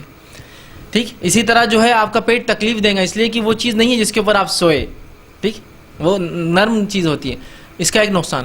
اسی طرح پیٹ کے بل سونے کے اتنے نقصان ہیں. اس ایک روایت کو آپ لے لیں تو ایک اسٹڈی کے مطابق یہ دیکھا گیا امریکہ میں اور یو کے میں 1980 اور جس کو بولیں گے وہ 90 کی دہائی جو ہوتی ہے، پورا وہ 10 سال جو دہائی تھی 1981 سے لے کر آگے، ایک سسٹم تھا کہ اگر بچے روتے، دیکھیے اوندھا نہ سلانے کا کتنا فائدہ، بچے روتے تو ایک طریقہ تھا کہ بچوں کو پیٹ کے بل لٹا دیا جائے. معلوم لٹا دیا جاتا، اس سے بتایا جاتا کہ ان کا ہاضمہ ٹھیک ہوگا، ان کا پیٹ اگر خراب ہے تو ان کو جو ہوا خارج کرنے میں آسانی ہوگی. بچوں کو ہوتا ہے نا مسائل، تو ان کو اندھا لٹا دیا جاتا. تو یہ دیکھا گیا کہ بہت ساری موتیں ہو رہی تھی بچوں کی، جس پر جو امریکہ میں ایک پوری اسٹڈی ہوئی. اسٹڈی ہونے کے بعد پتہ لگایا گیا جو مائیں اپنے بچوں کو اندھا سلا دیتی ہے، اس اندھا سلانے میں وہ بچے سونے سے، ناک دبنے، سفوکیشن سے مر رہے تھے، کسی بیماری سے نہیں مر رہے تھے. بہت سارے بچے سفوکیشن سے، مطلب آپ بہت سارے بولے تو سمجھ لیجیے 1000 کے اندر کچھ بچے ایسے تھے جو مر جا رہے تھے، جس کا مرض پتہ نہیں چل رہا تھا. بعد میں پتہ چلا صرف سانس گھٹنے سے وہ مر رہے تھے، سفوکیشن سے، چونکہ وہ اوندھے سوتے تھے. اس کے بعد سے پوری اسٹڈی آئی کہ اب جو ہے بچوں کو اندھا نہ سلایا جائے. اگر آپ لٹاتے بھی تھوڑی دیر لٹائے پھر سیدھا کر دیں ان کو. دیکھیے آپ صلی اللہ علیہ وسلم نے 1400 سال پہلے ہی بتا دیا اندھے سونے کے نقصانات. کہا کہ یہ جہنمیوں کی علامت ہے، مومن ایسا نہیں سو سکتے. ایک صحابی کو آپ نے اٹھایا، تنبیہ کی، ڈانٹا، ان کی اصلاح کی، بلکہ ایک روایت میں اس کو مارا اس صحابی کو پیر سے اور کہا ایسا مت سو. ہو سکتا ہے اس سے پہلے بھی سمجھایا ہوں گا، نہیں سن رہے ہوں تو ڈانٹ کے بھی سمجھایا. آپ دیکھ رہے ہیں آپ. تو یہ دین جس پہ ہم عمل کر رہے ہیں نا، یہ بہت جدید ہے، بہت ماڈرن ریلیجن ہے ہمارا. یاد رکھیں اتنا سائنٹیفک ہے کہ 1400 سال پہلے ہم کو بتا دیا کہ اندھا مت سو، اندھا مت سلاؤ، چاہے بچے ہو، چاہے بڑے ہو، چاہے دن میں سوتے ہو، چاہے رات میں سوتے ہو. کیا فائدے اندازہ لگائی سنت پر عمل کرنے کے، لا تعداد فائدے. اوندھے سونے کے بڑے مسئلے، اور اوندھے سونے سے سفوکیشن، ڈیتھ، ناک دبنے سے، چونکہ انسان جب سو جاتا ہے تو یہ قسم کی موت ہوتی ہے. اور بہت سارے بچوں کی اموات صرف سفوکیشن سے ہو جاتی ہے، صرف سانس گھٹنے سے مر جاتے ہیں کہ رات سوئے تو اچھے تندرست تھے، صبح اٹھے تو ان کی لاش ملی ہے. سب پریشان، کیا ہوا؟ کچھ نہیں ہوا تھا. ایک سنت ہم سے چھوٹ گئی تھی اس معاملے میں کہ ہم اوندھے سو رہے تھے، یا اوندھے سونے کے بچوں کو عادت ڈالی تھی. مجھے پتا ہے بچے بہت ضد کرتے ہیں اوندھے سونے کے لیے. ہم کو ان کی اصلاح کرنا ہے کہ وہ اوندھے نہ سوئے، ان کو سمجھانا ہے، ان کو بتانا ہے. مجبوریاں ہیں، ہوتی ہے کبھی کسی کو پیٹھ پہ تکلیف ہے، زخم ہے، تو مجبوری ایک الگ بات ہے. تو پھر سونے کا طریقہ ہوگا. بچے اگر اوندھے سوتے ہیں اور رات میں ہوتے ہیں تو ان کا آپ چہرہ ہر بار جو ہے ایک طرف کیجیے تاکہ وہ چہرے پہ نہ سو جائے، تاکہ ناک ان کی کھلی رہے. کچھ بچے ہوتے سنتے ہی نہیں، یا کوشش کرے کہ تکیہ رکھ کے ایک جانب لٹا دیں. ورنہ یہ سفوکیشن ڈیتھس جو ہوتے ہیں یہ صرف اوندھے سونے سے ہوتے ہیں. ایک تو پورا پریشر پھیپڑوں پر ہوتا ہے، آپ جب لیٹ جاتے ہیں سانس لینا مشکل، اور اس پر ناک دب جائے، اور نیند تو ایک قسم کی موت ہے، آپ کو تو ہوش نہیں رہتا ہے، اور کب جان چلی جاتی پتہ بھی نہیں چلتا. تو کتنا جدید بات آپ نے فرمایا آپ صلی اللہ علیہ وسلم نے، اور ایک سنت پہ عمل کرنے کتنے فائدے مومن اٹھا سکتے ہیں. کہا کہ جب سو دن میں سو یا رات میں اوندھے مت سونا بس، اس لیے کہ اوندھے سونا جہنمیوں کی علامت ہے. اور ایک روایت میں آپ نے فرمایا یہ لیٹنا اللہ سبحانہ تعالیٰ کو پسند نہیں ہے، بخاری مسلم کی روایت ہے. ایسا لیٹنا اوندھا اللہ تعالیٰ کو پسند نہیں ہے بھائی، اللہ کو پسند نہیں ہے، اس لیے اللہ جہنمیوں کو لٹائیں گا. ویسا جہنمیوں کو تو تکلیف ملنے والی ہے نا، ٹھیک. تو اللہ تعالیٰ کو پسند نہیں کوئی اوندھا لیٹے. اور آپ نے فرمایا کہ ایسا مت لیٹو، اس لیے کہ پیٹ کے بل لیٹنا یہ جہنمیوں کی علامت ہے. تو اب آپ کوشش کریں جب ہم سوئے تو پیٹ کے بل، بہت سے لوگ ہوتے ہیں بڑے بھی دیکھا میں نے پیٹ کے بل سو جاتے ہیں، سیدھا پیٹ ٹیکا اور ورنہ نیند ہی نہیں آتی. کوشش کریں یہ عادت توڑے. اس کے بڑے نقصان ہیں کہ آپ سانس لینے میں آپ رات بھر تکلیف محسوس کریں گے اور آپ فریش نہیں اٹھیں گے، صبح بالکل تھکے ہوئے اٹھیں گے، اس لیے کہ رات بھر آپ کم سانس لے سکیں. اور بہت سارے مسائل اور بھی اوندھا سونے سے پیدا ہو جاتے ہیں، یاد رکھیے. تو بڑی حکمتیں اس کے اندر، یاد رکھیں ان باتوں میں، ٹھیک. اسی طرح پانچویں چیز جو یاد رکھیں گے جب سونے کا معاملہ آئے گا تو وہ سونے سے پہلے جو ہے جو دعائیں آپ صلی اللہ علیہ وسلم سے ثابت ہے ان دعاؤں کا اہتمام کریں. یہ بڑا ضروری چیز ہے، یاد رکھیے. یہ دعاؤں کا اہتمام اس لیے بھی ضروری ہے کہ اللہ رب العزت قرآن میں فرماتا ہے کہ ہم ہر رات جب انسان سوتا ہے تو تمہاری روحوں کو اپنے پاس بلا لیتے ہیں. جب ہم انسان سوتا ہے تو ہماری روحیں جمع ہو جاتی ہیں اور کچھ کی لوٹا دیتے ہیں اور کچھ کی نہیں لوٹاتے ہیں. تو بہت سے لوگ موت میں نیند میں مر جاتے ہیں. تو نیند جب آپ سونے جا رہے ہیں تو یہ سوچ لیجئے کہ اگر میں نہ اٹھوں اس نیند سے تو پہلے سے پوری تیاری ہو جائے کہ اگر نیند میں چلا بھی جاؤں، مر بھی جاؤں، میری اگر موت لکھی بھی ہے تو کم از کم تیاری سے جاؤں. اگر کوئی آپ سے کہے کہ اس درے سے آپ کو گزرنا ہے، اس ٹنل سے گزرنا ہے، لیکن اس کا منہ کہاں کھولیں گے آپ کو نہیں معلوم، تو داخلے سے پہلے آپ لوگوں سے میری ملاقات کر لیں گے کہ بھائی ہم دعا کیجیے، بس میرے لیے آسانی ہو، میں کوشش کرتا ہوں. جو بھی سفر ہے آپ کا کرنا بھی ضروری ہے نا. تو نیند موت ہے یہ، بلکہ نیند کو آپ صلی اللہ علیہ وسلم موت کی بہن کہا. اور واقعی میں نیند موت کی قسمی ہے نا، کیا انسان کو پتا. اور ہماری روحیں جمع ہو جاتی ہے اور اللہ جس کی چاہتا ہے واپس بھیجتا ہے ہر روز اور جس کی چاہتا ہے جمع کر لیتا ہے. تو صبح اٹھتا نہیں پھر. تو سونے سے پہلے پوری تیاری کر لے کہ مر جاؤں تو با ایمان رہوں، ٹھیک. جس میں نبی اکرم صلی اللہ علیہ وسلم سونے سے پہلے جو اذکار کرتے ہیں اس میں صحیح بخاری اور صحیح مسلم کی روایت ہے. آپ صلی اللہ علیہ وسلم جب سوتے تو سونے سے پہلے یہ پڑھتے 33 بار سبحان اللہ، 33 بار الحمدللہ اور 34 بار اللہ اکبر. جو یہ شخص کرتا ہے 1000 نیکیاں اس کے نام عامہ میں لکھ دی جاتی ہے. کہ تو یہ 100 بار پڑھ رہا ہے نا تو اللہ ہر نیکی کو 10 گنا بڑھا دیتا ہے، تو 100 کا ہو جاتا ہے 1000، 1000 نیکیاں بھی مل جاتی. کتنا بڑا فائدہ ہے. تو سونے سے پہلے نبی اکرم صلی اللہ علیہ وسلم یہ پڑھتے ہیں.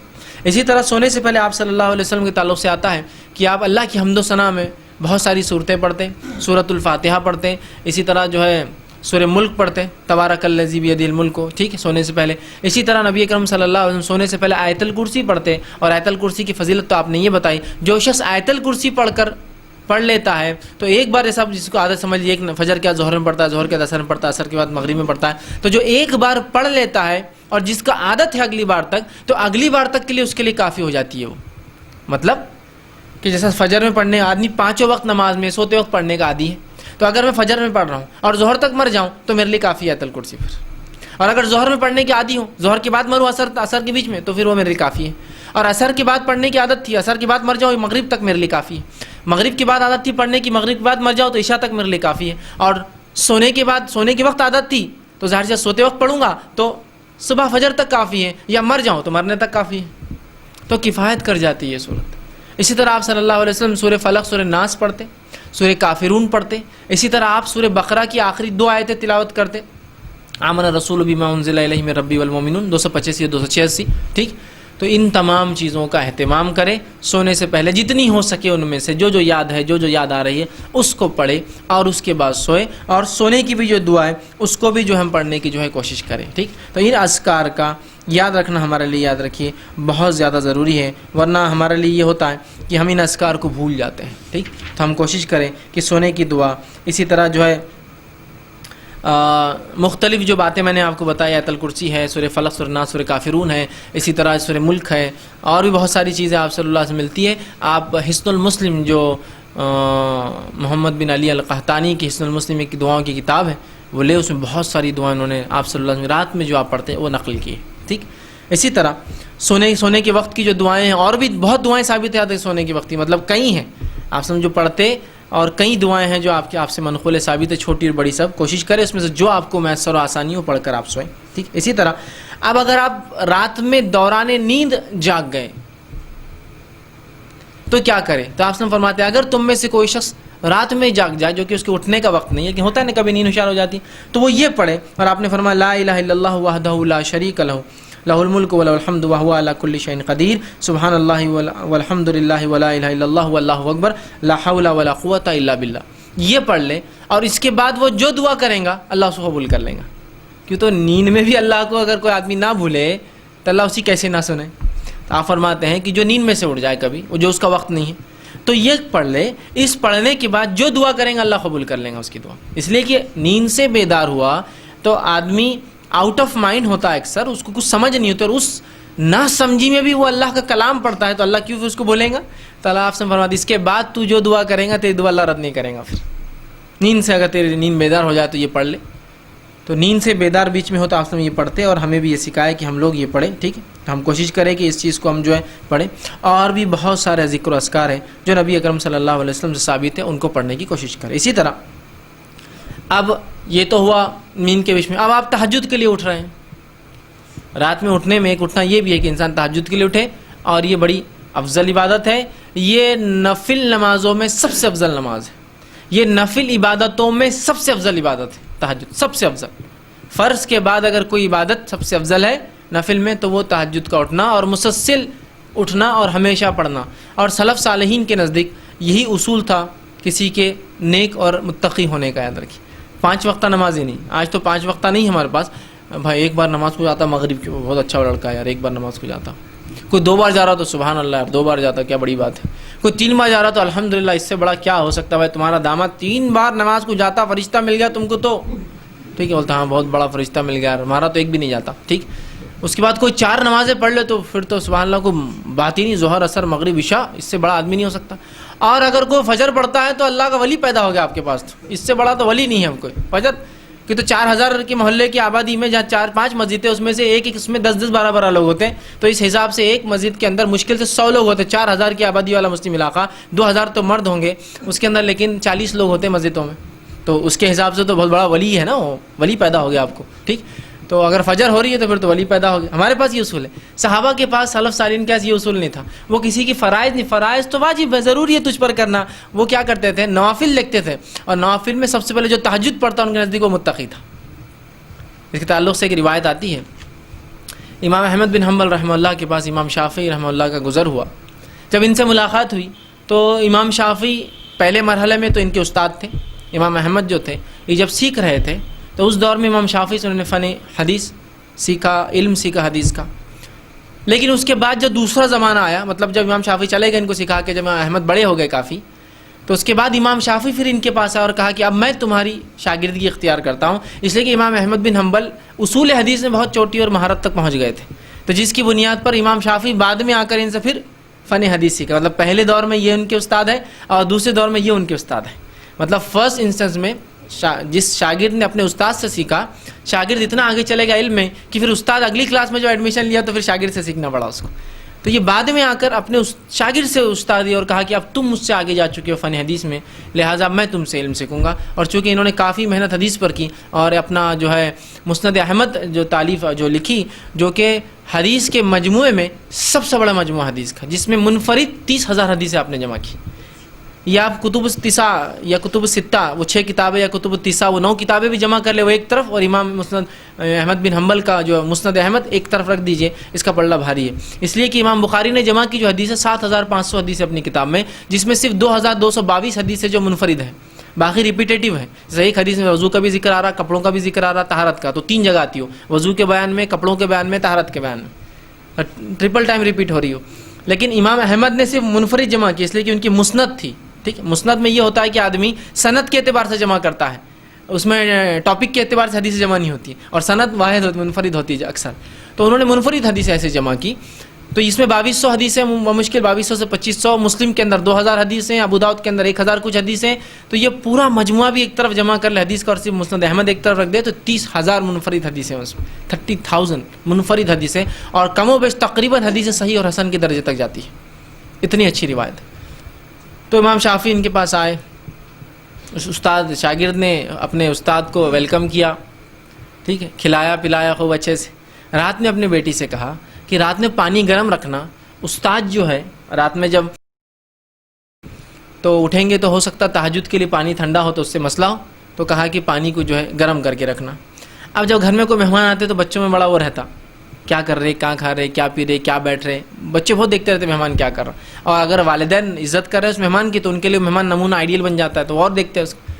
تو ان کی بیٹی جو تھی امام احمد کی، وہ رات بھر جاگتے رہی کہ امام شافعی اب کیا کیا کرتے، خاص استاد ہے نا میرے والد کے، کیا کیا عبادتیں کرتے خاص، مطلب بچوں کو بھی یہ معلوم تھا کہ رات کی عبادت کرتے ہیں تو کچھ خاص ہے، ورنہ فرائض تو ٹھیک ہے وہ تو سب کرتے ہیں۔ اب رات بھر بچی دیکھتی رہی، امام صاحب تو امام شافعی جو ایک کروٹ سوئے سیدھی، تو سیدھا فجر کی اذان پر اٹھے۔ جب فجر کی اذان پر اٹھے تو امام احمد بھی نماز کے لیے جانے لگے، تو بچی نے ان کی مزیحتاً ہنستے ہنستے والد کو اسے تنگ کرنے کے لیے کہا، پانی زیادہ ٹھنڈا ہو گیا تھا رات میں، پانی شاید زیادہ ٹھنڈا ہو گیا تھا، مطلب امام صاحب کو آپ نے کہا پانی گرم رکھو، پوری رات میں پانی گرم کر کے رکھی، امام صاحب نے اٹھ کے وضو نہیں کیا، تو مذاق کے طور پر اپنے والد سے کہا پانی شاید بہت ٹھنڈا ہو گیا تھا رات میں۔ تو امام احمد سمجھ گئے کہ مطلب امام شافعی نے وضو نہیں کیا اور نماز نہیں پڑھی تہجد کی، تو بچی کو خاموش بٹھا کر چلے گئے۔ فجر کے بعد آئے تو رہا نہیں گیا، کیونکہ فرائض ان کے پاس اصل نہیں تھے، وہ تہجد سے نوافل کے اہتمام سے انسان کو پرکھتے تھے۔ تو پوچھ ہی لیا، کہا کہ کچھ مسئلہ تھا استاد، کیا بات ہے آپ نے تہجد نہیں پڑھی؟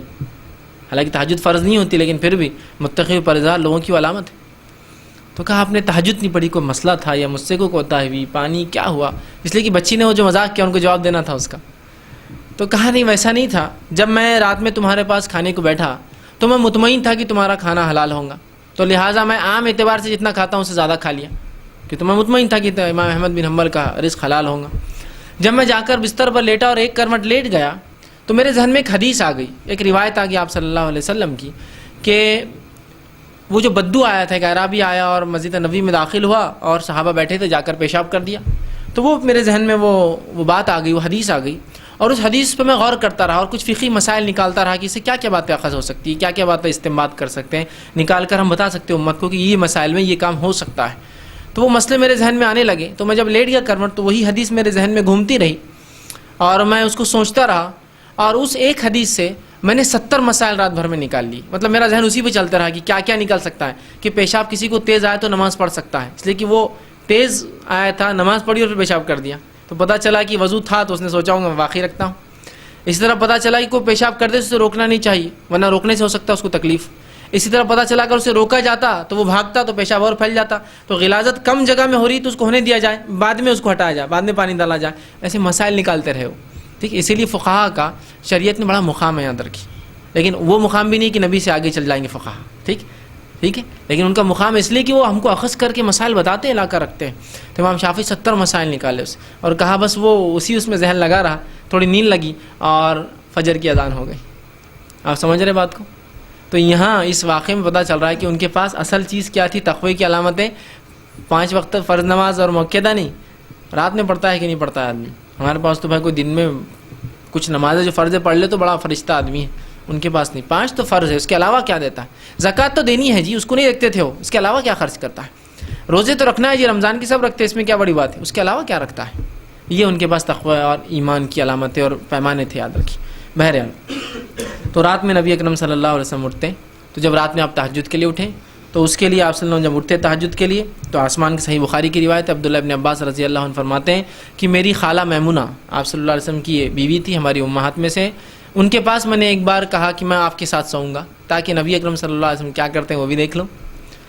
تو جب میں رات میں سویا تھا تو آپ صلی اللہ علیہ وسلم رات کے تیسرے پہر، اس سے پہلے یا اس کے بعد کبھی تو بھی اٹھے، وہ بچے تھے لیکن ایگزیکٹ یاد نہیں، لیکن کبھی تو فجر سے پہلے کا وقت تھا جس کو ہم سحر کا وقت کہہ سکتے ہیں، اٹھے، اٹھ کر آپ نے آنکھوں کو ملا تاکہ نیند کو بھگا دے، اس کے بعد آپ باہر نکلے حجرے سے، آسمان کی طرف دیکھا اور سورہ آل عمران کی آخری 10 آیتیں تلاوت کی، ٹھیک۔ اس کے بعد آپ نے وضو کیا، بڑے اچھے سے مشکیز نکالی، پانی لیا اس میں سے اور بہت اچھے سے وضو کیا، وضو کر کے آپ کھڑے ہو گئے۔ تو اس روایت میں پتہ چلا آپ صلی اللہ علیہ وسلم رات تہجد کو اٹھتے تو آنکھ ملتے، تو نیند میں سے آپ اٹھے تو آنکھ ملے، اٹھ کر جاتے آسمان کی طرف دیکھ کر آخری 10 آیتیں پڑھتے اور اس کے بعد جو ہے آ کر وضو کرتے اور نماز پڑھتے۔ پھر وہ کہتے ہیں کہ جب آپ صلی اللہ علیہ وسلم نماز کو کھڑے ہوئے تو میں بھی وضو کر کے آیا اور آ کر رسول اکرم صلی اللہ علیہ وسلم کے الٹے طرف کھڑا ہو گیا، الٹے طرف، چھوٹے تھے پتہ نہیں ان کو، بچے تھے، آگے کھڑے ہو کے دیکھا آپ پڑھ رہے ہیں، تو رسول اکرم صلی اللہ علیہ وسلم نے اپنے سیدھے ہاتھ سے مجھے پکڑا اور اپنے سیدھے طرف لیا، چونکہ امام کے سیدھے طرف مقتدی ہوں اگر اکیلا ہے تو، الٹے نہیں. تو پتہ چلا نماز میں یہ چونکہ ضروری حرکت تھی اس لیے کہ وہ نماز غلط، ورنہ لوگ آ کے ادھر کھڑے ہو جاتے پھر سمجھتے یہ امام ہے. تو آپ نے پکڑا اور ادھر لیا. تو اس سے پتہ چلا امام نماز میں بھی مقتدی کی اصلاح کر سکتا ہے اگر ضروری ہو اس طرح کی غلطی. دوسرا پتہ چلا نفل نماز جماعت سے ہو سکتی ہے. بہت سے لوگ پوچھتے ہیں نفل نماز جماعت سے ہوتی کیا؟ تو یہ رات کی نماز آپ سے ہم پڑھے تھے، عبداللہ ابن عباس آ کے جماعت بنا لی، پیچھے سے آئے خاموشی سے کھڑے ہو گئے. پھر وہ کہتے ہیں میں کھڑا رہا. آپ صلی اللہ علیہ وسلم اتنی لمبی نماز پڑھی کہ سورہ بقرہ پڑھ لی، سورہ آل عمران پڑھ لی، تو میں خاموشی سے نکلا جا کے سو گیا. پھر مطلب کھڑے بھی ہوا، لگا کہ میں پڑھ لوں گا، اتنا لمبا پڑھا کہ میں وہاں سے نکلا اور جا کے پھر سو گیا.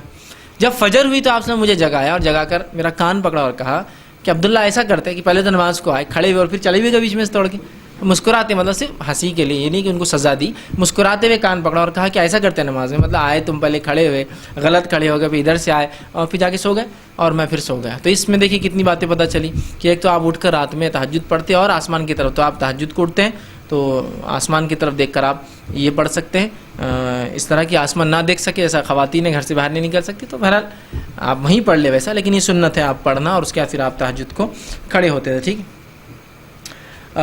تو یہ اس طرح سے جو ہم اگر اٹھتے ہیں تو کریں. اسی طرح اگر آپ صبح اٹھتے ہیں، سمجھ لیجیے اب تہجد تو آپ نے نہیں پڑھی، فجر کے لیے اٹھ رہے ہیں آپ سیدھا، ٹھیک. تو فجر کے اگر آپ اٹھتے ہیں تو صحیح بخاری اور صحیح مسلم کی متفق علیہ روایت ہے، آپ صلی اللہ علیہ وسلم جو دعا کرتے ہیں الحمدللہ الذی احیانا بعد مماتنا والیہ النشور. یہ دعا پڑھتے ہیں کہ تمام تعریف اس اللہ کے لیے جس نے ہمیں زندہ، احیانا بعد مماتنا، جس نے ہمیں زندہ کیا موت کے بعد. تو پتہ چلا نیند بھی موت کی ایک قسم ہے، جس نے ہمیں زندہ کیا موت کے بعد، والیہ النشور، اور ہم جو ہے اسی کی طرف اٹھائے جانے والے، مطلب مرنے کے بعد ہم اسی کے پاس جمع ہونے والے. ایک نیند تو یہ ہے، یہ روز موت کی ایک یاد دہانی ہے، اور ایک نیند وہ آئیں گی جو جس کو موت کہتے ہیں، وہ بڑی بہن ہے اس نیند کی، وہ ہمیشہ کے لیے ہم کو سلا دیں گے اور قیامت تک کے لیے ہم سوتے رہیں گے. یہ نیند ہمیں تھوڑا تھوڑا سلاتی ہے روز، ٹھیک ہے، یہ بھی موت ہے.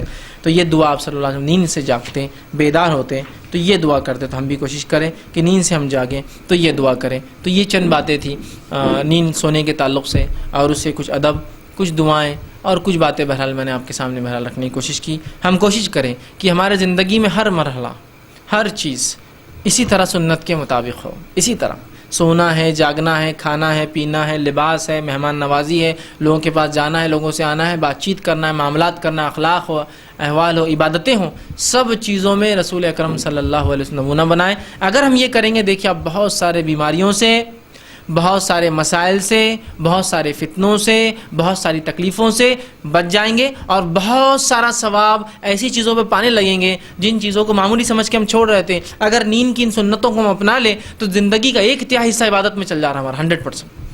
8 گھنٹے اگر انسان سوتا ہے، 24 گھنٹے کا دن ہے، انسان جتنا بھی زندگی جیے گا، مطلب 8 گھنٹے سوئیں گا، مطلب 3 حصے زندگی کے اگر کر دیا تو 1 حصہ سو رہا ہے. اس سونے والے 1 حصے کو بھی عبادت میں تبدیل کر لیجیے اپنی آپ، اور وہ ایسا کر سکتا ہے عبادت میں تبدیل یہ کر کے کہ سنتوں پہ عمل کیجیے، عبادتوں میں تبدیل ہو جائیں گے، عبادتوں میں تبدیل ہوں گی، ثواب پائیے.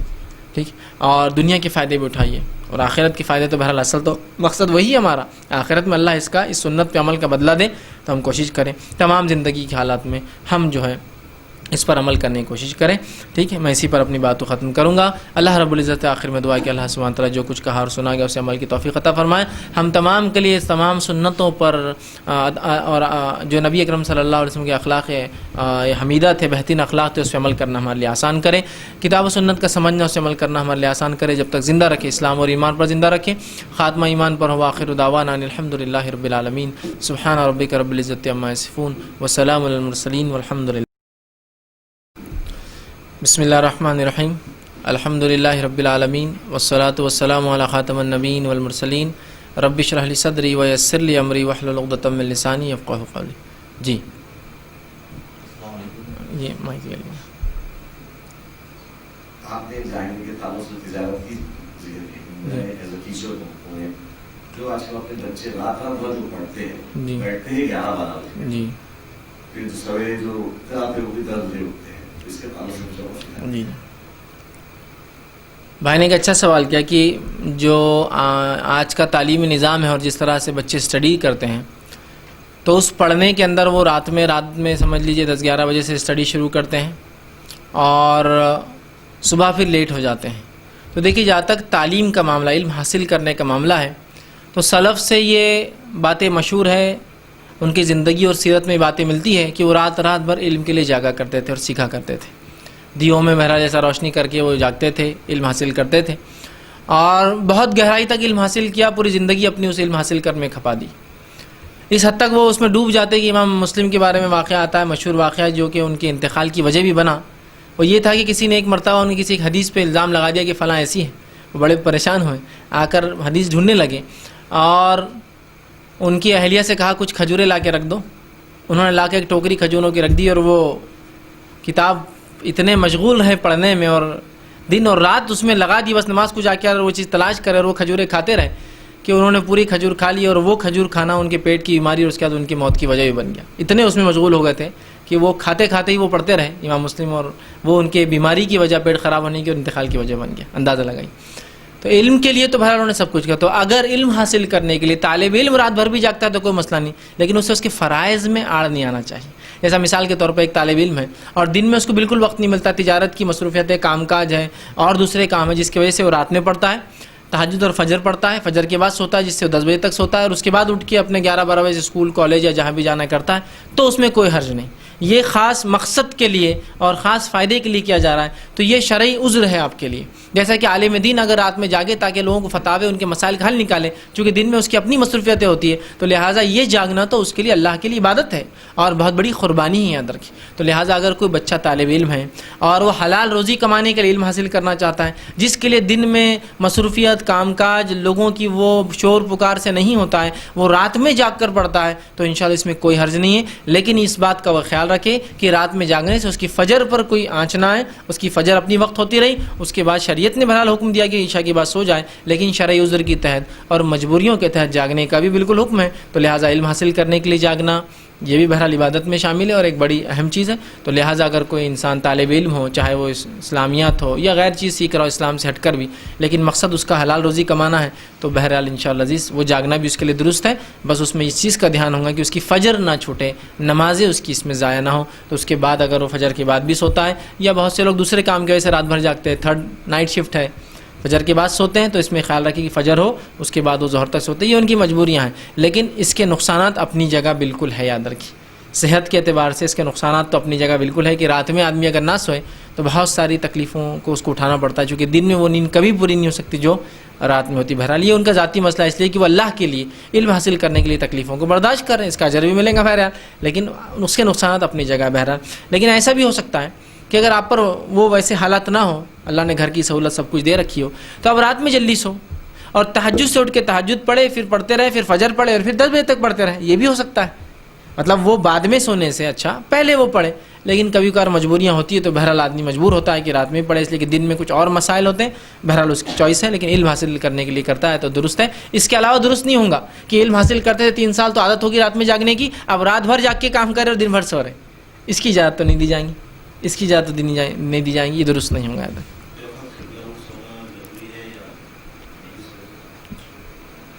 بھائی نے ایک اچھا سوال کیا کہ سوتے وقت قبلے رخ ہونا ضروری ہے یا ویسا نہ بھی ہو تو چلے گا؟ تو دیکھیے سوتے وقت قبلے کے رخ منہ ہونا اور وہ کوئی شرط نہیں ہے، آپ جیسے سونا چاہیں آپ ویسے سو سکتے ہیں، اس لیے کہ اس کی کوئی فضیلت، مطلب اس کے لیے آپ صلی اللہ علیہ وسلم نے کبھی کوئی خاص عمل نہیں کیا کہ میں قبلے رخ ہوں بول کر خاص طور سے ایڈجسٹمنٹ سے اس طرح سے کیا، ایسا نہیں کیا۔ لیکن اگر آپ قبلے رخ منہ ہو کر سونا چاہتے ہیں تو میں کہوں گا اچھی بات ہے، اچھی بات ہے، اس لیے کہ شریعت میں کوشش یہ کرنا چاہیے کہ ہر عبادت میں، ہر کام میں انسان کوشش کرے کہ ہمارا رخ قبلے کی طرف ہو، جیسے کہ نماز میں تو فرض ہے، لیکن اس کے علاوہ بھی دعائیں اگر کر رہے ہو تو کوشش کرے قبلے رخ، ضروری نہیں لیکن کوشش کرے، یہ سنت ہے۔ کوشش کرے کہ تلاوت قرآن بھی کرے تو قبلے رخ ہو کر کرے، کوشش کرے دعائیں لے یا دے تو قبلے رخ کرے، کوشش کرے کہ آپ کو زمزم ملے اور آپ زمزم جس نیت سے پیا جائے وہ اللہ قبول کرتا ہے تو اس کو بھی قبلے رخ ہو کر کوشش کرے۔ تو کوشش ہونا چاہیے ہمارا ہر عمل کو، اس لیے کہ آپ نے فرمایا قبلہ کعبہ ہمارے زندہ اور مردہ دونوں کا قبلہ ہے، ٹھیک، تو ہمیں کوشش کرنا چاہیے اس طرف منہ۔ تو آپ ظاہر سی بات ہے کیا قبلے رخ منہ کر کے سو سکتے ہیں؟ ہاں سوئیے بالکل۔ اگر آپ کو ایسا لگتا ہے کہ نیند میں اگر موت آ جائے اور کوئی مجھے موت کے بعد اٹھائے میت کو، تو ظاہر سی بات ہے پھر میرا منہ کدھر جانا چاہیے؟ قبلے کے رخ۔ تو آپ کو کیا کرنا پڑے گا معلوم آپ کو؟ جب آپ رات میں سوئیں گے تو پیر قبلے کی طرف کر کے سونا پڑے گا آپ کو، پیر قبلے کی طرف۔ تو پیر قبلے کی طرف نہیں ہوں گے تو پھر منہ قبلے کی طرف کیسے ہوں گے؟ بتاؤ مجھے، چلو۔ اگر میں مر جاؤں رات میں اور میری نیت یہ کہ مجھے کوئی اٹھائے تو میرا منہ قبلے رکھ ہو، تو تو جب تک میرے پیر قبلے رخ نہیں ہوں گے، جب آپ اٹھائیں گے مجھے پیچھے سے میت کو، تو اس کا منہ کدھر جائے گا؟ قبلے کی طرف. تو جب تک پیر نہیں ہوں گے تو منہ کیسا ہوگا؟ نہیں میں الٹا سوؤں گا پلنگ پہ ایسا سر ڈال کے، تو تھوڑی دیر میں ہے نا آنکھوں میں خون اتر کے آپ 2-4 دن زیادہ سے زیادہ زندہ نہیں جی سکیں گے. بلڈ سرکولیشن کیسا ہوگا؟ آپ کا منہ ادھر کرنے کے لیے آپ کو جھکنا پڑے. پیر قبلے کی طرف کیجیے تو خود آپ کا چہرہ قبلے کی طرف ہو جاتا ہے، اس نیت سے کہ اللہ میں مر جاؤں تو میرا منہ قبلے رکھوں. اچھی بات ہے، کوئی حرج نہیں اس کے اندر، ٹھیک ہے. اور قبلے کی طرف پیر نہ کرنے کی ممانعت ہے بھی نہیں موجود، یاد رکھیں، اس لیے کہ جب تک پیر نہ کرے تو چہرہ ہو ہی نہیں سکتا اس طرف، ٹھیک ہے. تو لہٰذا اسی کو ممانعت نہیں ہے. تو اگر آپ چاہے تو کوئی ضروری نہیں ہے، لیکن ہاں یہ بات ہو سکتی ہے کہ سوتے وقت لوگ پوچھتے قبلہ کدھر ہے، مدینہ کدھر ہے، بڑے ان کے مسائل رہتے ہے نا. حالانکہ ایک افسوس کی بات ہے، بہت سے لوگ ہوتے ہیں قبلہ، میں جہاں کھڑا ہوں اس اعتبار سے میرا ڈائریکشن کے اعتبار سے قبلہ ادھر ہے ہمارا، ٹھیک. اب بہت سے لوگ بولتے ہیں قبلہ اول ادھر ہے،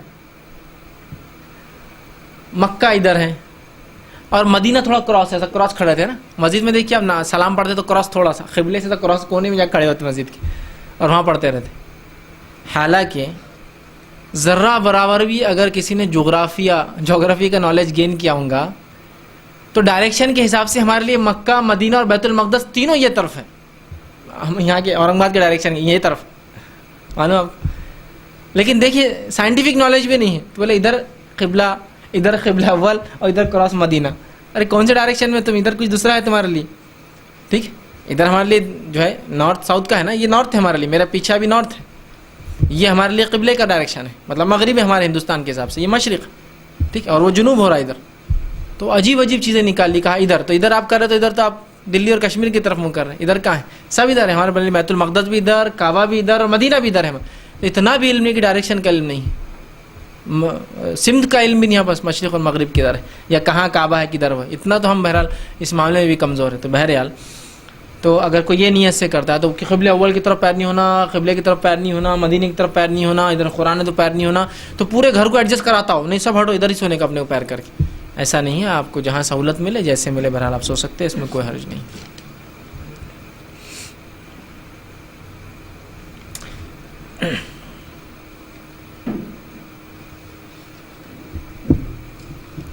کسی نے ایک سوال کیا ہے کہ سورہ مزمل کی مجلس یعنی لوگوں کو جمع کر کے پڑھنا چاہیے یا نہیں؟ تو دیکھیے سورہ مزمل کی کوئی مجلس منانا شریعت درست نہیں ہے، اور ایسا اگر کوئی کرتا ہے تو حالانکہ قرآن پڑھتا ہے لیکن بدعت کرتا ہے، اس لیے کہ نبی اکرم صلی اللہ علیہ وسلم نے ایسی کوئی مجلس منعقد نہیں کی. تو لہٰذا اس کو پڑھنا اس طرح سے مجلس آپ اکیلے میں پڑھیے کہ پڑھنا آپ کو تو اگر چاہتے ہیں، خاص طور سے سنت سے ثابت نہیں ہے. دوسرا انہوں نے سوال کیا بچوں کو نیند میں رونے کی وجہ سے ان کے گلے میں تعویذ پہنا سکتے ہیں یا نہیں؟ اگر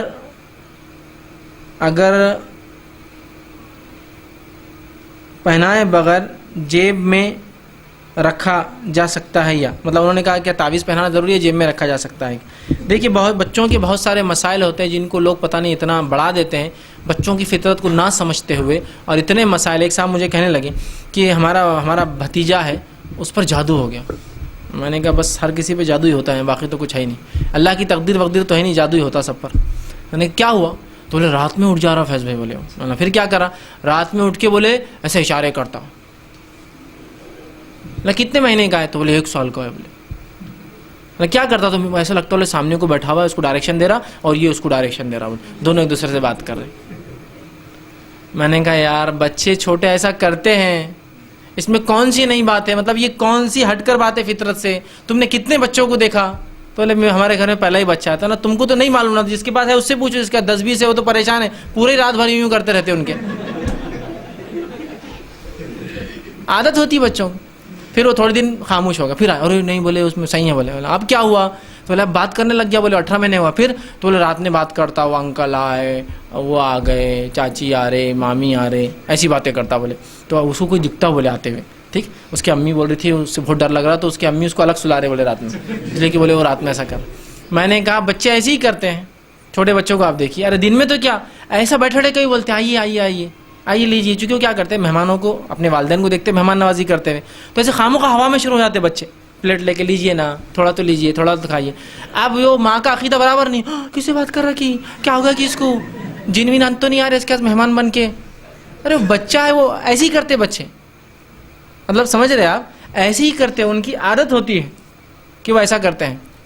اور ان کی فطرت ہوتی ہے، لیکن انسان کا عقیدہ درست نہ ہو تو کتنی پریشانی ہوتی ہے.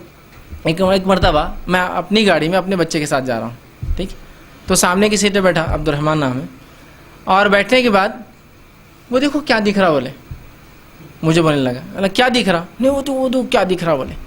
تو گاڑی میں ان کی والدہ بھی تھی، وہ دیکھو کیا دکھ رہا بولے، ٹھیک ہے، ان کی پھپھو بھی تھی، وہ دیکھو کیا دکھ رہا. اب سب پریشان ہو رہے. اب مجھے پتا تھا کہ اس نے کانچ پہ ایک مکھی بیٹھی ہے، اس کو بتا رہا، کنٹینیو چلتے جا رہی ہے، مکھی اڑ نہیں رہی، لیکن اب کانچ میں سب کو دیکھنے والے باہر دیکھ رہے کیا دکھ رہا، کیا بتا رہا ہو. تو اب میں مزہ لے رہا ہوں، اس کو کیا دکھ رہا کہ بیٹے کلمہ پڑھو جلدی جلدی، کیا دکھ رہا کہ اس کو. تو خیر گھر کے لیڈیز بہرحال الحمدللہ وہ بولنے لگے کچھ بھی باتیں رہتی ہے آپ کی، اس کو کہیں وہ کر رہے، اس نے خاموخواہ بگڑ جائیں گا، ایسی باتیں پھر ہم کو کر کے تنگ کریں گے. نہیں کچھ تو بھی دکھ رہا اس کو، کوئی تو بھی دکھ رہا. بیٹے کیسا دکھ رہے انکل، کیسی صورت ہے ان کی؟ تب وہ بھی سمجھ گیا، ان کی تو آنکھیں کالی کالی، آنکھیں بھی ہے دیکھو اس کی، کہاں دکھ رہے، وہ میرے کو سامنے دکھ رہے، مطلب کسی اور کو دکھ رہے کیا؟ تو وہ سب کو بتا رہا اور کس کو نہیں دکھ رہے. بعد میں اس کی والدہ نے کہا بتاؤ کیا دکھ رہا تم کو؟ تو اس نے لے آ کے کانچ پہ لگا، ایگزیکٹ چھوٹی مکھی بیٹھی ہوئی کانچ پہ، یہ تو دیکھو مکھی کو بول رہا تھا، بولے آپ ہم کو ڈرا رہے، بولے یہ دکھ رہا وہ دکھ رہا. تو بچے ایسے ہی ہوتے ہیں، کچھ بھی تو بولے انہیں رات میں ایسا یوں کر رہا. اچھا پھر وہ ہو گیا، میں نے سمجھا ایسا کچھ نہیں. پھر وہ تھوڑا بڑا ہوا تو بولے پھر اس پہ بولے بڑا جن حاوی ہوگا. آپ کیسا؟ بولے ایسا بال پھینکتا بولے اس کی طرف اور ایسا یوں کیچ کرتا، بولے پھینکتا اور کیچ کرتا. کیسا کرتا تھا؟ ایسا جھولی میں لیٹتا اور بولتا پھینکو، اور یوں لیتا پھر بولتا یہ لو آپ کی طرف. میں نے بولا ہر بچہ ایسا کرتا ہے یار. بچے کیا کرتے دن بھر جو دیکھتے چیزوں کو رات میں عمل کرتے ہیں، آئیے بیٹھیے یہ لیجئے، تو نہیں بولے اس کو کوئی.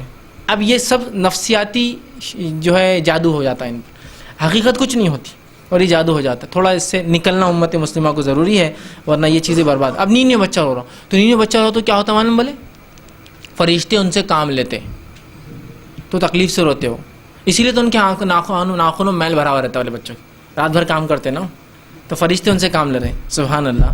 اللہ تعالیٰ نے کبھی آپ سے کام لیا کہ فرشتوں نے آپ سے لیے کام؟ تو اللہ وہ بچوں سے کیسا کام لیں گا؟ تھوڑی شرم بھی نہیں آ رہی آپ کو بولنے کو؟ کیسی گھٹیا عقیدے پتہ نہیں. بچے نیند میں روتے ہیں، ایک عام بات ہے، فطرت ہوتی ہے، خوف ہوتا ہے، ڈر ہوتا ہے، خواب دیکھتے ہیں، سوچ لیتے ہیں. چھوٹے بچے بھی کر سکتے. نیند میں سے جگائیے ان کو، کلمے پڑھیے ان پہ، یہ کافی ہے. یہ ہو سکتا ہے شیطان ان کو تنگ کر رہا ہوں گا تاکہ اس بہانے آپ کی نیند خراب ہو، جس سے آپ کا دن خراب ہو. شیطان کرتا ہے ایسا مانو آپ، تاکہ آپ کا دن خراب، بچوں کو تکلیف پہنچاتا ہے. تو آپ اس کے لیے کلمے پڑھیے. لیکن کچھ ہو گیا اور اس کے لیے شرک کرنا، تعویذ باندھنا، یہ کون سی بات ہے؟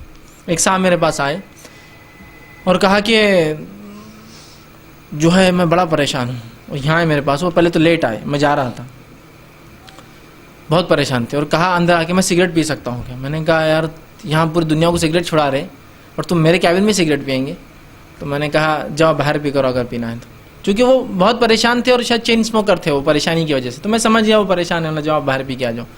وہ اور کہا کہ میں بڑا پریشان ہوں. میں نے کہا کیا پریشانی ہے بتائی؟ تو بولے مجھ پر جادو ہو گیا. بولے اچھا آپ پہ جادو ہو گیا؟ آپ کو کیسے پتہ چلا؟ تو بولے آپ کو یقین ہے نہیں ہوا؟ نہیں ہوا. بولا یقین تو کر لوں گا لیکن آپ کو پتہ کیسے چلا؟ وہ بتائے بغیر کیسا ہوں گا؟ تو لوگوں نے کہا، میں نے کہا مسئلہ یہی، ہر کسی کو لوگ بولتے جادو ہوا، اس کو نہیں پتا. اگر میں یہ کہوں ڈاکٹر سے، ڈاکٹر صاحب میں بیمار ہوں، ڈاکٹر پوچھیں گا کیوں؟ میں نے کہا نہیں لوگ بول رہے بیمار ہے. تو بولیں گا جاؤ اٹھ کے یہاں سے، میرا ٹائم کو خراب کر رہے. تو نہیں بولا ایسا کچھ تو نہیں ہوا، ایسا کچھ مسئلہ نہیں ہونا. نہیں پھر سوچو نہیں بولے ہوا. بولے رات میں نا بولے ہمارا پنکھا کبھی چالو ہو جاتا کبھی بند ہو جاتا، الیکٹریشین کا مسئلہ ہے. بولا یہ کئی فیوز اڑ جاتا رہتا ہے، الیکٹرک پرابلم ہے، آپ کا فیوز برابر نہیں ہے، ایم سی بھی ڈال دو اس کے بدلے. نہیں وہ تو چھوڑ دیجیے. بولے یہ تو ہو سکتا. بولے دروازے پہ بولے رات میں کھٹکے کی آواز آتی. اچھا پھر کیا ہوتا؟ پھر جیسے ہی ہم جاتے تو کسی کی بھاگنے کی آواز آتی.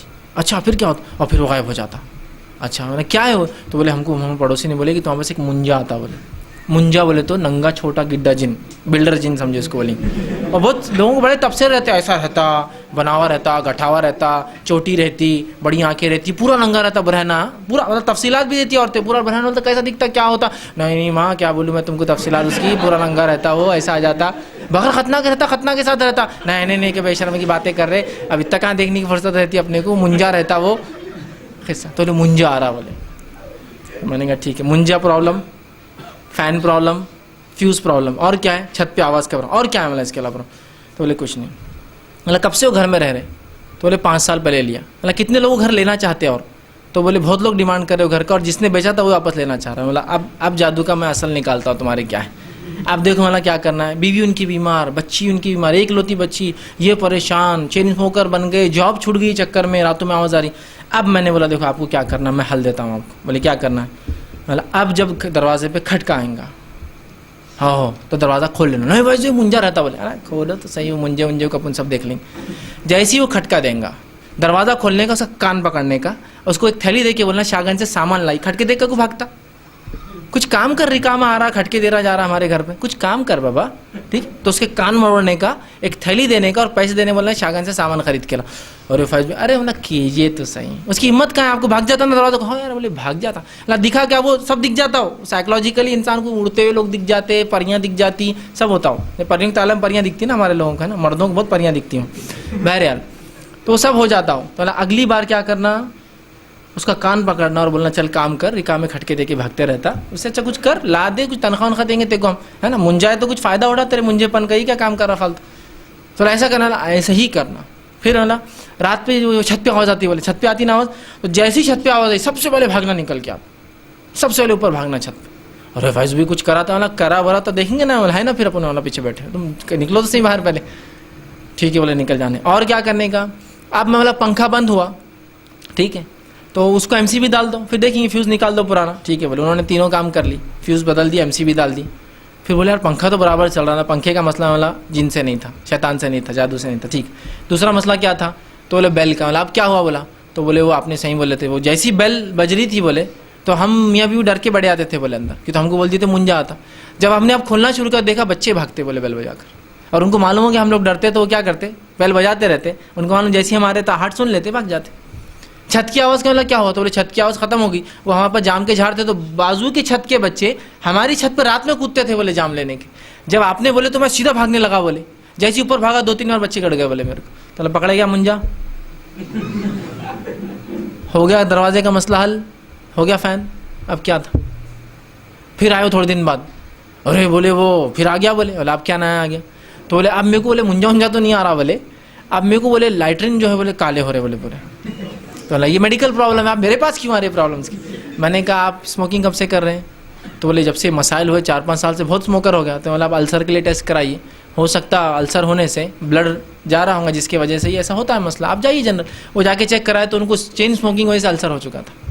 پھر انہوں نے اس کا علاج کرا. میں نے کہا یہ چھوڑ دو, یہ ذہنیت ہی چھوڑ دو, جن اور شیطان تم کو کچھ کر رہے ہیں. سب سے پہلے اپنی نفس کو, اپنے آپ کو دیکھو, اس کے بعد شیطان اور جنوں کو اتنی فرصت نہیں ہے تمہارے پیچھے پڑنے کی, ان کی اپنی بھی تو زندگیاں ہے نا, ٹھیک ہے. وہ تنگ کرتے کسی کو, لیکن ہر انسان تنگ کرتا ہے کہ دوسرے, کچھ لوگ رہتے تنگ کرنے والے, ویسے ان میں کچھ لوگ رہتے, ہر جن بھی تنگ کرنے کے لیے نہیں بنا ہوا ہے. تو بہرحال بہت سی بار یہ ہوتا, تو بچے نیند میں رو رہے, تو بولے یہ ہو رہا, شیطان اثر, یہ تائی نہیں کری ہوں گی, پھپھی نہیں کی ہوں گی, ان کی خالہ نے کی, ان کو اولاد نہیں ہے تو انہوں نے کی ہوں گے, انہوں نے کی ہوں گے, فلاں ہے. تو یہ سب نکالیے. تعویذات, تعویذ حرام ہے شریعت میں, یاد رکھیے. تو لہٰذا کوئی تعویذ گلے میں, اور کوئی تعویذ ہاتھ پر, اور کوئی تعویذ جیب میں, اور کوئی تعویذ گھر میں, اور کوئی لگانے کی ضرورت نہیں.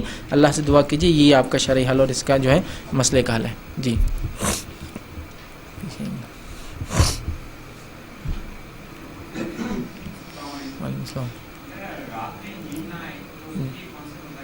جی بھائی نے ایک سوال کیا کہ اگر رات میں کسی کو نیند نہ آئے تو وہ کون سے وظائف کرے. تو دیکھیے سب سے پہلی چیز تو نیند نہیں آنے کی کئی وجوہات ہو سکتی ہے, جس میں سب سے پہلے تو آپ میڈیکل ٹریٹمنٹ کچھ لیجئے کہ کیوں نہیں آتی. سائیکولوجیکل فکر ہوتی ہے, سوچ ہوتی ہے, مسائل غالب آ جاتے ہیں انسان پر, تو اس کی وجہ سے نیند انسان کی جاتی رہتی, اڑ جاتی. جیسا کہ بہت سی بار عورتوں کا ہوتا ہے کہ اولاد کی فکروں میں, بچیوں کے نکاح کے لیے عورتیں جاگنے کی عادت ہو جاتی ہے, بعد میں پھر نیند آتی نہیں ہے ان کو. تو اس کے لیے سب سے پہلے تو فکروں کو تھوڑا اپنے سے دور رکھیے, ٹھیک, فکروں کو. رہا مسئلہ کوئی خاص وظائف تو نہیں ہے سونے کے لیے, یہی وظائف جو آپ صلی اللہ علیہ وسلم کی, اس کا اہتمام ریگولر کیجیے. اس کے علاوہ لیکن نفسیاتی حل اس کا ضرور تلاش کیجیے آپ, کہ کیا فکریں ہیں آپ کو, وہ فکروں کو دور کرنے کی کوشش کیجیے. اللہ پر توکل کو اپنے بڑھائیے کہ جو کچھ اللہ نے دیا ہے, لڑکیاں تو نکاح بھی کروا دیں گے, اللہ نے دیا پیشہ تجارت تو حل بھی کرا دیں گے, اللہ نے دیا نقصان تو فائدہ بھی کرا دیں گے, اللہ کی طرف سے آزمائش ہے تو ہٹا بھی دیں گا, آج تکلیف ہے تو کل آسانی کر ہی دیں گا. اس کو رکھیے. ورنہ کیا ہوتا ہے, آدمی سوچتا رہتا ہے میرے کو کیا کرنا ہے, اور میں ہی اس کا حل نکال سکتا ہوں. آپ نہیں نکال سکتے, اللہ نکال سکتا ہے. تو وہ میں ہی نکالنے کے چکر میں رات بھر جاگتا ہے. تو پہلے تو سائیکولوجیکلی, میڈیکلی آپ دیکھیے فٹ ہے. اگر اس کے بعد بھی نیند نہیں ہے تو آپ وظائف جو آپ صلی اللہ علیہ وسلم پڑھتے تھے اس کو پڑھنے کی کوشش کیجیے. لیکن نفسیات کا اس میں بہت بڑا حصہ ہوتا ہے, پہلے اس کو کر کے پھر یہ کیجیے. تو انشاءاللہ آپ نے یہی وظائف بتائے, اور انشاءاللہ یہ کافی ہو جائیں گے. میں سمجھتا ہوں کہ انسان کو سکون اور راحت اور اطمینان حاصل کرنے کے. کسی نے ایک سوال کیا ہے, نماز کے شروع میں کس طرح نیت کریں گے, اس کا طریقہ بتلائیے, کیونکہ پوری نماز عربی میں ہوتی ہے تو شروع میں کس طرح نیت کریں گے. ٹھیک ہے. دیکھیے کسی نے نماز کے تعلق سے سوال کیا کہ نماز میں نیت کیسے کریں گے. تو نماز کی کوئی نیت نہیں ہوتی, نماز کی نیت دل کا ارادہ ہے. تو جو آپ نے دل میں سوچا وہ نیت ہے. اس کے علاوہ منہ سے کچھ کہنے کی ضرورت نہیں, میں نماز پڑھتا ہوں واسطے اللہ کے, پیچھے سے امام کے منہ میرے کعبے کی طرف ہے, یا مختلف نمازوں کے لیے لوگ کرتے ہیں, تو یہ ضرورت نہیں یاد رکھی. منہ سے نیت کرنا یہ سنت سے ثابت نہیں, یہ بدعت ہے, یاد رکھی. نیت دل کا ارادہ ہے, آپ دل میں سوچ لیں کافی ہے. دل میں آپ اٹھے وضو کے لیے, کیوں اٹھے وضو کے لیے؟ ظہر پڑھو تو ظہر کی نیت ہوگی خود بخود. آپ ضرورت نہیں الگ سے میں 4 رکعت پڑھتا ہوں ظہر واسطے اللہ کے, بلکہ ہر چیز کی نیت کرتے ہیں. بہت سے لوگ بھاگتے ہوئے آتے ہیں, امام رکوع میں چل جاتا, کھڑے ہوتے اور کھڑے ہونا میں نیت کرتا ہوں واسطے اللہ, ایک دم اسپیڈ میں, اور وہ کرتے ہیں. ٹھیک, تو نیت یہ نماز کا کوئی حصہ نہیں ہے, یہ سنت سے ایسی نیت ثابت نہیں, دل کا ارادے کو نیت کہتے ہیں. اور اگر یہ ہوتی سنت سے ثابت تو عربی میں ہوتی, یہ اردو میں. مجھے کوئی ایک ایسا آدمی بتائیے, آج تک تو مجھے کوئی نہیں ملا جو عربی میں نیت کر کے بتا دے نماز کی, الفاظ کے ساتھ. میں نیت کرتا ہوں 4 رکعت ظہر کی واسطے اللہ کے, منہ میرا پیچھے اس امام کے, منہ میرا کعبے کی طرف. بتاؤ اس کی عربی میں کر کے, بولیے عربی میں کیا ہے؟ شریعت کا ہر رکن عربی میں ہے نا. غیر عربی آتے ہی سمجھ جائے کچھ نہ کچھ گڑبڑ ہے, ملاوٹ ہے یہ. تو دل میں جو نیت ہے آپ کی وہی نیت ہے, اور وہی آپ کی اور ہمارے لیے کافی ہے. اس کے لیے الگ سے کوئی الفاظ ادا کرنا سنت سے ثابت نہیں ہے. نیت سے مراد دل کا ارادہ. تو آپ اٹھے وضو کے لیے, تو یہ کس وضو کے لیے؟ ظہر کے, تو خود نیت ہوگی. اب الگ سے آپ کو ظہر بولنے کی ضرورت نہیں, یاد رکھیے, یا اس طرح سے دوسری چیزیں بولنے کی ضرورت نہیں ہے.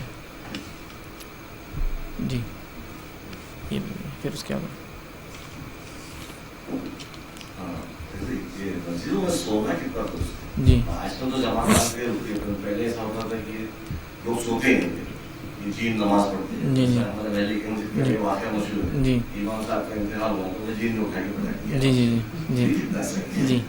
بھائی نے ایک سوال کیا کہ مسجدوں میں سونا کہاں تک درست ہے, جیسا کہ بہت ساری جماعتیں آتی ہیں مسجدوں میں سوتی ہیں. تو دیکھیے مسجدوں میں شرعی وجوہات کے تحت سونا بالکل درست ہے.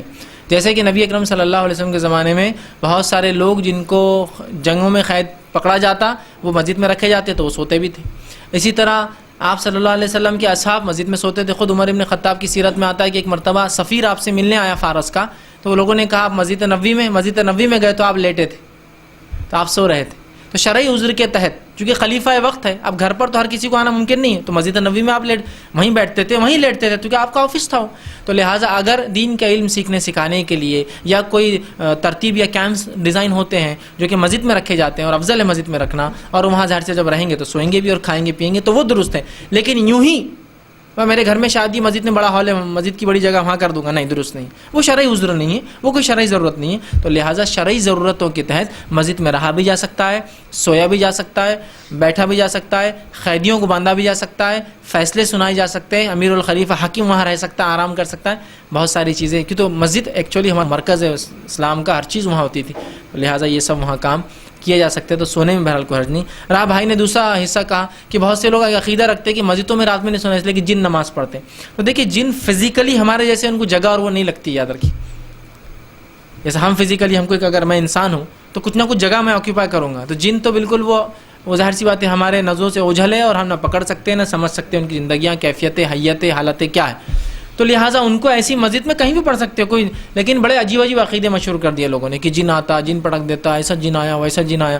اور یہ اکثر ان کے پیچھے حقیقت نہیں ہوتی, اس لیے کہ کوئی ان کو کراس کوشچننگ نہیں کرتا نا کبھی. اور کراس کوشچن کیا تو دیکھو میاں تم مانتے نہیں, میرے کو جھوٹ سمجھ رہے. ایک واقعہ سناتا ہوں. ایک مرتبہ میں اور میرے ایک دوست اور ایک اور دوست, جس میں سے ایک میرے دوست لمبے تھے بہت, میں تھوڑا ہائٹ میں کم, ایک دوست ماشاءاللہ بہت موٹے تھے, اور ایک میں دبلا پتلا, میری ہائٹ بھی جب کم تھی, میں شاید 11ویں 12ویں میں ہوں گا, جب 11-12 تب کا واقعہ. ایک مسجد میں رات کے وقت, چونکہ ہم دوست جو میرے دوست تھے, فرینڈ سرکل تھے اسکول کالج میں, ہماری عادت تھی ایک جیسے کپڑے سلاتے تھے, تو تینوں نے وائٹ ڈریس سلائے, وائٹ کرتا پاجامہ, وائٹ کرتا پاجامہ, وائٹ کرتا پاجامہ, ٹوپی, اور تینوں مل کر ایک مسجد میں گئے. تو مؤذن صاحب نیند میں سے اٹھ کے مسجد میں سے نکل رہے تھے. جب انہوں نے ہم کو دیکھا تو اندر بھاگ گئے, اور بھاگ کے مسجد کے اندر جالی کو پکڑ کے ایسا جھانک رہے تھے. اب میں دور سے دیکھ رہا وضو خانے سے کہ انہوں کچھ تو بھی کر رہے. جب ہم آگے بڑھے تو کچھ تو بھی پڑھ رہے اور یوں کر رہے, اور کچھ تو پڑھتے جا رہے. ٹھیک, اب ہم لوگ پریشان ہو گئے, ان کو کیا ہو گیا. ہمارے ایک دوست بول رہے ان کو مرغی کا دورہ تو نہیں پڑا, مطلب مرغی کے دورے میں آدمی بھاگ کے پیچھے کیوں چھپیں گا اور ہاتھا کیوں بتائیں گا, وہاں سے بے ہوش ہو جائیں گا, نیچے گر جائیں گا. بہرحال ہم نے کہا جانے دو, چلو پتہ نہیں کیا مسئلہ ہے, ان کو کچھ ہو نہ جائے اپنی وجہ سے. جب ہم چلے گئے اور فجر میں پھر وہاں پہنچے, فجر میں پہنچے تو مؤذن صاحب بیٹھے ہوئے تھے, لوگ بول رہے تھے کل رات میں 3 جن آئے تھے, ایک موٹا ایک لمبا تھا بولے, اور ایک جو ہے نا بولے وہ محلے کے بچے کیسے دکھ رہا تھا بولے, چونکہ وہ 2 محلے کے نہیں تھے, میں محلے کا تھا, وہ چھوٹا تھا بولے وہ, اور تینوں میرے کو فجر میں اٹھانے کے لیے آئے تھے بولے, شاید مطلب میں غفلت میں تھا نا بولے نیند میں, تو میرے کو اٹھانے آئے تھے. ٹھیک, اب بتائیے وہ 3 جن کون تھے, اس میں سے ایک تو میں ہی چھوں. تو یہ ایسے قصے اکثر ہوتے ہیں. کوئی کراس ویریفیکیشن کرتا ہے کہ بھائی کسی کو امام صاحب کو جن نے پھینکا, کیسے تھے وہ, کوئی نہیں دکھا, تو کوئی نہیں دکھا تو جن کیسا ہو سکتا, پھر وہ آپ کو کیسا پتا جن تھا, سمجھ, کہ تو جن اگر ہم کو دکھ نہیں سکتے تو فزیکلی ہم کو پکڑ بھی نہیں سکتے اور ہٹ بھی نہیں کر سکتے نا, اس وقت ان کو جسم لینا پڑے گا, تو کیسا اٹھا کے پھینکیں گا ایسا خالی ہوا میں اڑ کے جا رہا, کوئی ہوا ان کو اٹھا لے رہی, ممکن نہیں, پاسبل نہیں. ایسا کوئی واقعہ سنت سے اور اس کے بعد تاریخ میں بھی نہیں ملتا ہے کہ کوئی جن بغیر جسم لیے کسی کو تکلیف پہنچایا ہوا. وہ ایک الگ بات ہے کہ آپ کو جسم میں جا کر تکلیف پہنچاتے ہیں, نفسیاتی تکلیف پہنچاتے ہیں, لیکن فزیکل سے اٹھا کر پھینکنا, ہاں یہ ہو سکتا ہے. کچھ مساجد میں جن آئے معروف ہوتی ہے, اب بازو سوئے, لیکن یہ ہرگز نہیں ہے کہ مسجد ان کے لیے, مسجد انسانوں کے لیے حق پہلا ہمارا ہے, ان کا کام ہے اپنی مسجدوں میں نماز پڑھے ہو جا کر, ان کے لیے نہیں بنی ہے, تو لہٰذا وہ ہم کو پھینک نہیں سکتے. اگر وہ ایمان والے ہیں تو پھینک نہیں سکتے.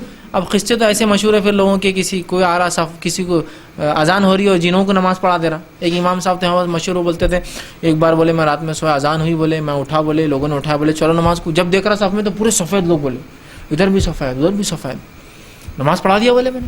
نماز پڑھانے کے بعد ایک صحابہ اور بولے شکریہ آپ نے آج نماز پڑھا دی.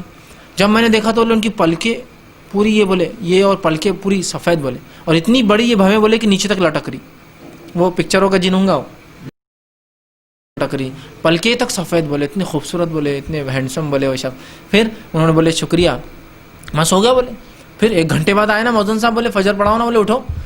تو جب میرے کو سمجھ میں آیا یار, بولے میں نے جنوں کو پڑھا دیا. اب کیا فضیلت ہوگی ان کی, جنوں کو نماز پڑھائے ہوئے امام ہے تو تنخواہ تو زیادہ ہی رہیں گی ان کی, کبھی بھی فضائل تو بڑھ جائیں گے نا ان کے, معمولی تھوڑی ہے. اور سفید مطلب جن پتہ نہیں کون اللہ والا جن تھا اتنا, ہے نا. تو اگر جن واقعی میں مومن ہوتے ہیں تو کیا میں مسجد میں سمجھ لی نماز کو آیا اور میں بہت بڑا ڈاؤن ہے ایریا کا, تو آ کر میں کسی کو پھینک سکتا اٹھا کے, چلا ہٹ یہاں سے میں نماز پڑھوں گا, نہیں. تو جب وہ جن نماز کو آ رہا ہے, اتنے اخلاق تو اس کو ہوں گے نا نبی کے, کہ کسی کو پھینک نہیں سکتے آپ مسجد میں, عبادت میں کسی کو تکلیف نہیں دے سکتے. تو یہ سب واقعات ہیں, ایسی کوئی عموماً حقیقتیں نہیں ہوتی, یہ قصے ہیں جو بس معروف ہو جاتے ہیں, بس چلن رہتا ہے نا, بس چلتے رہتے ہیں.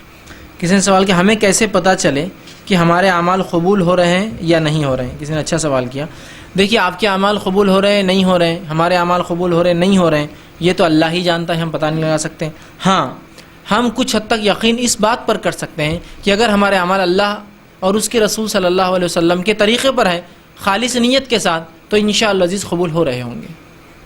باقی معاملہ اللہ کے ہاتھ میں. اگر ہمارے اعمال خالص نیت کے ساتھ اللہ اور اس کے رسول کے طریقے پر ہے تو انشاءاللہ عزیز پوری قوی امید ہے کہ قبول ہو رہے ہوں گے, لیکن کوئی دعویٰ نہیں ہے اور کوئی یقین نہیں ہے اس بات کا. یہ اللہ کا معاملہ ہے, کس کو قبول کرے کس کو نہ, ٹھیک ہے. لیکن اللہ اور اس کے رسول کے مطابق ہو, خالص نیت سے ہو, تو اللہ قبول کریں گا, اس لیے کہ اللہ یہی مطلوب ہے کہ دل خالص ہو اور انسان خالص دل کے ساتھ کتاب و سنت کے مطابق عمل کرے, اور اللہ اس عمل کو پھر قبول کر سکتا ہے, ٹھیک ہے. لیکن اللہ کو منوا نہیں سکتا کہ یہ قبول کیا ہی جائے, لیکن اللہ رب العزت نے جب بتایا ہے اپنے نبی کے ذریعے تو یقیناً ان اعمال کو قبول کرنا بھی اس کے لیے ضروری ہے. تو لہٰذا اللہ کی کتاب, اس کے رسول صلی اللہ علیہ وسلم کے طریقے پر جو عمل کیا جائے خالص نیت کے ساتھ, تو انشاءاللہ عزیز پوری قوی امید ہے کہ وہ اعمال ضرور قبول ہوں گے. انہوں نے آگے سوال کیا, نہ چاہتے ہوئے عبادت میں ریاکاری پیدا ہو جاتی ہے, ہم کیا کریں, علاج کوئی بتائیے. اچھا سوال کیا.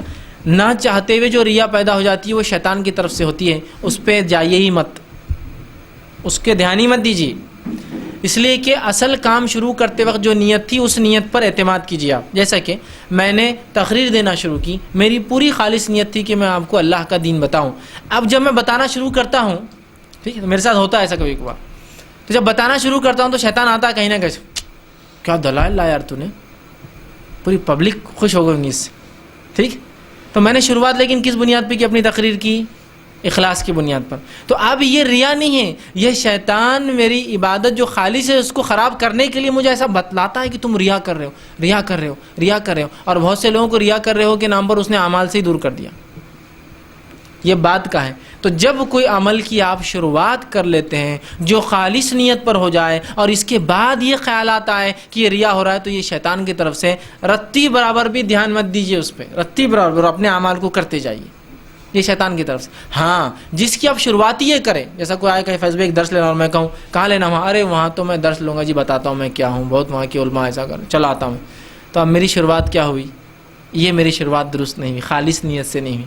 اب جب مجھے اس کا احساس ہوگا تو میں بولوں گا بھائی وہ پروگرام آپ کینسل کر دیجئے، میں چونکہ میری نیت درست نہیں تھی، میں اپنی نیت کی اصلاح کرنا چاہتا ہوں، کسی اور دن اپنا طے کریں گے. وہ تو نہیں ہو سکتا، یہ چونکہ ریا تھی. لیکن اب میں نے ریا کی نہیں، میں نے بالکل خالص بنیاد پہ کہ اللہ وہاں جانے سے فائدہ ہوگا، میرے بھی علم میں اضافہ ہوگا، لوگوں تک میں کچھ کتاب و سنت کی بات پہنچاؤں گا، میں خود بھی ہدایت پہ رہنے کی دعا کرتا ہوں، لوگوں کو چاہتا ہوں کہ اللہ مجھے ہدایت کا ذریعہ بنائے، اس نیت سے میں جا رہا ہوں. اب جب تقریر شروع ہوگی، سب ہوگا، تو شیطان آ کے ہوتا ہے تم کیا اچھی بات کر رہے ہو، لوگ کتنی تعریف کر رہے تمہاری، تم فلاں. اب وہ ریا ڈال رہا، کتنے اچھے کپڑے تم نے پہن لیے، آج تمہارا چشمہ اچھا دکھ رہا، کیمرہ یہاں بہت ہے، مینجمنٹ کیا زبردست ہو گیا آج کا. تو یہ سب بات کی بات ہے، اس کو مطلب چلو جاؤ بولنا جناب، ابھی اس سے فائدہ نہیں ہونے والا. شروع میں آتے تو الگ بات ہے، کوئی سنتا. یہ شیطان کی طرف سے. تو بہت سارے مومن اپنے اچھے اعمال سے اس لیے چھوڑ دیتے ہیں کہ شیطان ان کو بولتا ہے یہ ریا ہے، مت جائیے اس کے بہکاوے میں.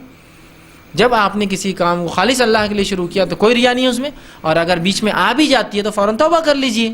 یہ کون سی بات ہوئی کہ آپ بہت سے لوگ عمل ہی نہیں، بھائی میں تقریر نہیں دوں گا، کیوں؟ وہ ریا ہو جا رہا. کیوں بڑا ریا ہو رہا؟ آپ کی نیت تو خالص نہیں، وہ میرے کو لگ رہا تھی شیطان کی طرف سے. اور ایک دائی کو اس نے اپنے کام سے روک دیا ریا کے نام پر. تو ایسا بالکل مت ہونے دیجیے، آپ کی اصل نیت دیکھی جائیں گی. اسی لیے میں بھی بار بار کہتا ہوں، کسی کی نیت آپ نہیں جانتے تو لہٰذا کسی عمل کو ریا کہیے مت. ہوتا ہے نا آج کے زمانے میں لوگ کام کہاں کرتے ہیں، اگر کوئی بتا کر رہا ہے تاکہ اس کام کو دیکھ کر لوگ اور نمونہ بنائے اپنے کام کو، تو یہ ریا نہیں ہوتی ہے. لیکن شیطان ارے کیا ریا کر رہے تو وہ اس لیے نہیں کر رہا کہ یہ تو مارکیٹنگ ہو جا رہی نا، ایک نئی چیز لوگوں کو مل جا رہی ہے، ایک نیا ٹول مل جا رہا ہے، ایک نیا کام کا طریقہ مل رہا. ڈریے مت. آپ نے جس نیت سے شروع کیا وہ اصل ہے، بعد میں شیطان کا بہکاوا سمجھ کے اس کو آسانی سے، اور اگر ریا ہے بھی تو اتنے عمل کے لیے ہے کہ شروعات تو آپ کی خالص ہے، توبہ کر لیجیے، فوراً معاملہ ختم ہو جاتا ہے. تو شروعات تو آپ نے خالص کی، بعد میں ریا ہوگی، توبہ کر لیجیے. ان کام ہرگز مت چھوڑیے اس چکر میں کہ یہ ریا ہو رہا بول کے. اس لیے کہ ایسا کر کے شیطان کئی اچھے لوگوں کو کام سے روک دیتا ہے. جی کسی نے ایک سوال کیا،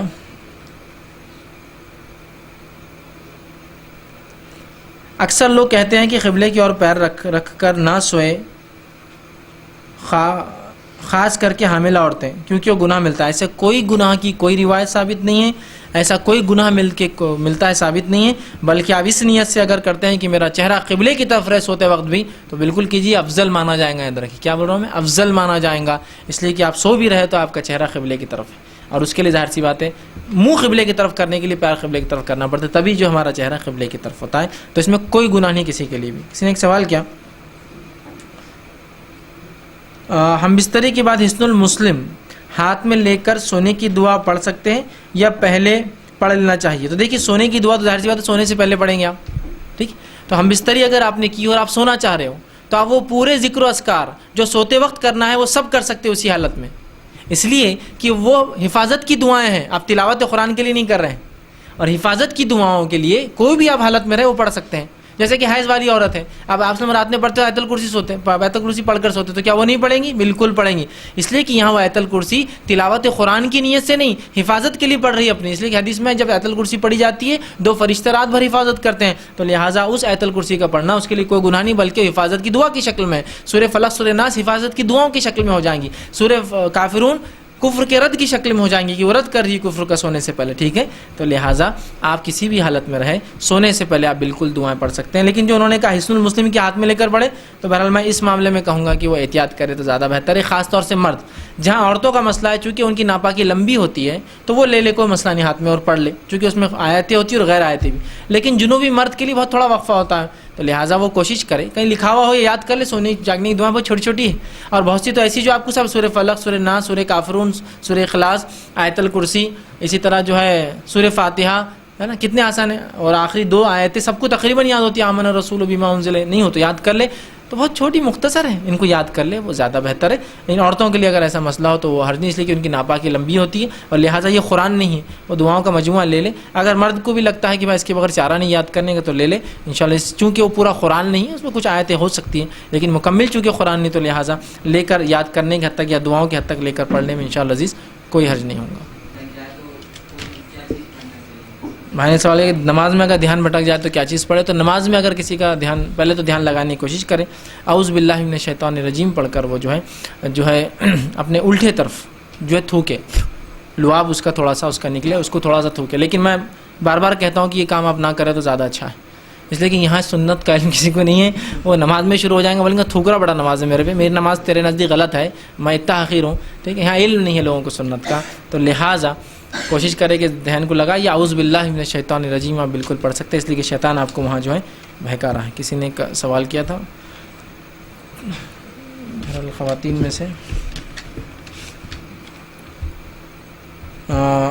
सजदे सहू का तरीक़ा बतलाइए। किसी ने एक सवाल किया था कि सजदे सहू का तरीक़ा क्या है। तो देखिए सजदे सहू का तरीक़ा मुख्तसर सा बता देता हूँ आपको। अगर नमाज में आपको डर है कि कोई रकात छूट गई हो, चीज़ छूट गई हो, याद नहीं आ रहा लेकिन लग रहा है कि कुछ ना कुछ तो गलती हुई, तो इस मामले में आप नमाज़ पूरी मुकम्मिल करेंगे। जो आपको लगता है ऐसा 3 पढ़े तो 3 के बाद चौथी पढ़ लेंगे, ऐसा लग रहा है 4 पढ़े तो फिर उसके बाद क़ायदा कर लेंगे। मुकम्मिल बैठने के बाद आप सब कुछ दुआएँ हुआ जो कुछ अस्कार होते हैं वो सब पढ़ लेंगे। वो सब पढ़ने के बाद आप जो है सब करने के बाद अल्लाह अकबर कह के सजदे करेंगे 2, मतलब 2 सजदों को जो आप लेंगे, और उसके बाद अस्सलामु अलैकुम रहमतुल्लाह, अस्सलामु अलैकुम हो गया। वो आधा सलाम फेर के 2 सजदे फिर पूरा नहीं पढ़ेंगे। नमाज में याद आ गया 2 हुई 3 हुई, पढ़े नहीं पढ़े, क़ायदा किए नहीं किए, रुकू हुआ नहीं हुआ, तो 1 रकात मतलब 1 सजदे से 1 रकात के बराबर होता है। तो आप पूरी नमाज जैसा आपको लगता है 3 पढ़ी तो चौथी कर लीजिए, लग रहा 4 होगी तो क़ायदा कर लीजिए, पूरा तहिय्या सब पढ़ लीजिए, उसके बाद 2 सजदे और फिर सलाम। यह है नमाज में। अब नमाज से आप निकल कर याद आया, किसी ने बोला 3 रकात ही पढ़ा आपने या 3 रकात पढ़े आपने, तो फिर आप जाके सिर्फ 1 रकात पढ़ेंगे, क्योंकि एक ही छुट्टी आपकी, 1 रकात के लिए खड़े होंगे, 1 रकात पढ़ लेंगे, 1 रकात का पूरा क़ायदा कर लेंगे। पूरा क़ायदा करने के बाद अस्सलामु अलैकुम रहमतुल्लाह, अस्सलामु अलैकुम रहमतुल्लाह दोनों तरफ करेंगे, फिर अल्लाहु अकबर कह के 2 सजदे करेंगे, और 2 सजदे के बाद फिर अस्सलामु अलैकुम रहमतुल्लाह, अस्सलामु अलैकुम रहमतुल्लाह। इसमें कोई क़ायदा फिर से नहीं होगा। यह है नमाज के निकलने के बाद अगर याद आए तो, और वह नमाज के अंदर याद आए तो। हमारे पास दोनों को मिला के एक नया तरीक़ा निकाले, आधा सलाम फेरो, मतलब वो सलाम की भी टेक्निक और ये भी कर लो। बहरहाल खैर, लेकिन ये इज्तिहादी मसला है तो लिहाजा चल जाएगा, लेकिन सुन्नत से तो बहरहाल ये साबित है नमाज के अंदर, और ये नमाज के बाहर का सजदे सहू का तरीक़ा ये है। जी, भाई ने सवाल किया कि जब कोई इंतकाल कर जाता है तो उसका पैर क़िबले तरफ कर देते हैं, उसकी वजह वही है वो हदीस कि क़िबला हमारे ज़िंदा और मुर्दा दोनों का क़िबला है, ताकि जब भी उसे उठाया जाए तो क़िबले तरफ मुँह हो। अब रहा मसला कि उसको तदफीन के वक्त क्यों ऐसा किया जाता है, तो ये सुन्नत है आप की तदफीन इस तरह से की जाएंगी।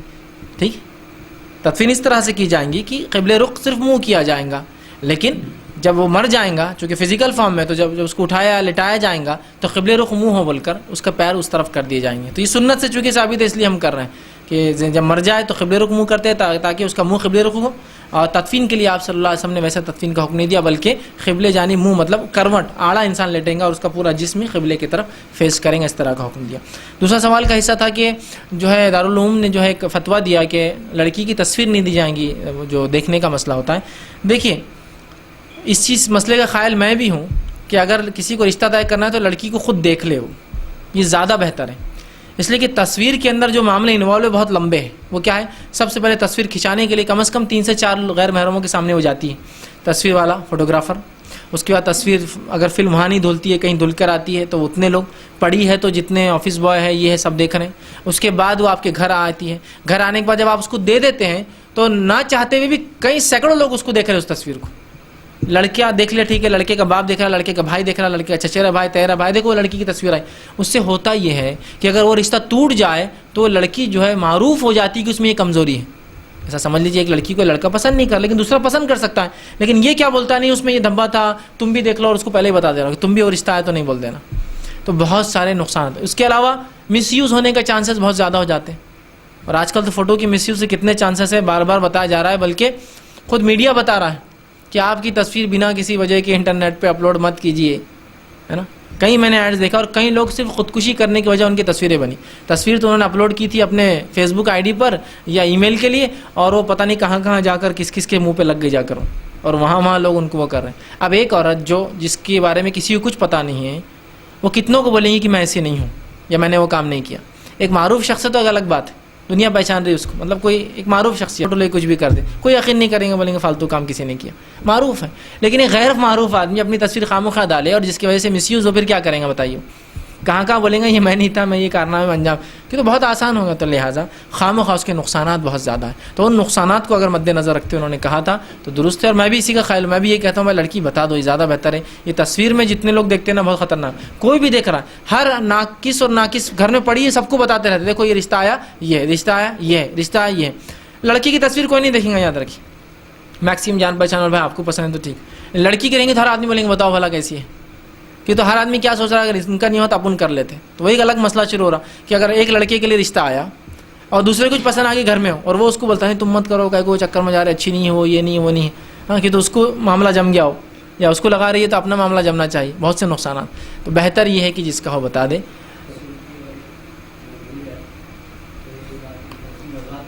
بھائی نے ایک سوال کیا کہ اگر خواب میں کوئی یہ کہے کہ میں نے نبی اکرم صلی اللہ علیہ وسلم کو دیکھا تو اس کی کہاں تک حقیقت ہوں گی؟ کیا خواب میں رسول اللہ صلی اللہ علیہ وسلم کو دیکھا جا سکتا ہے؟ اور دیکھا جا سکتا ہم کیسے پہچانیں گے؟ دیکھیے سب سے پہلی چیز تو یہ کہ نبی اکرم صلی اللہ علیہ وسلم کو خواب میں دیکھا جا سکتا ہے.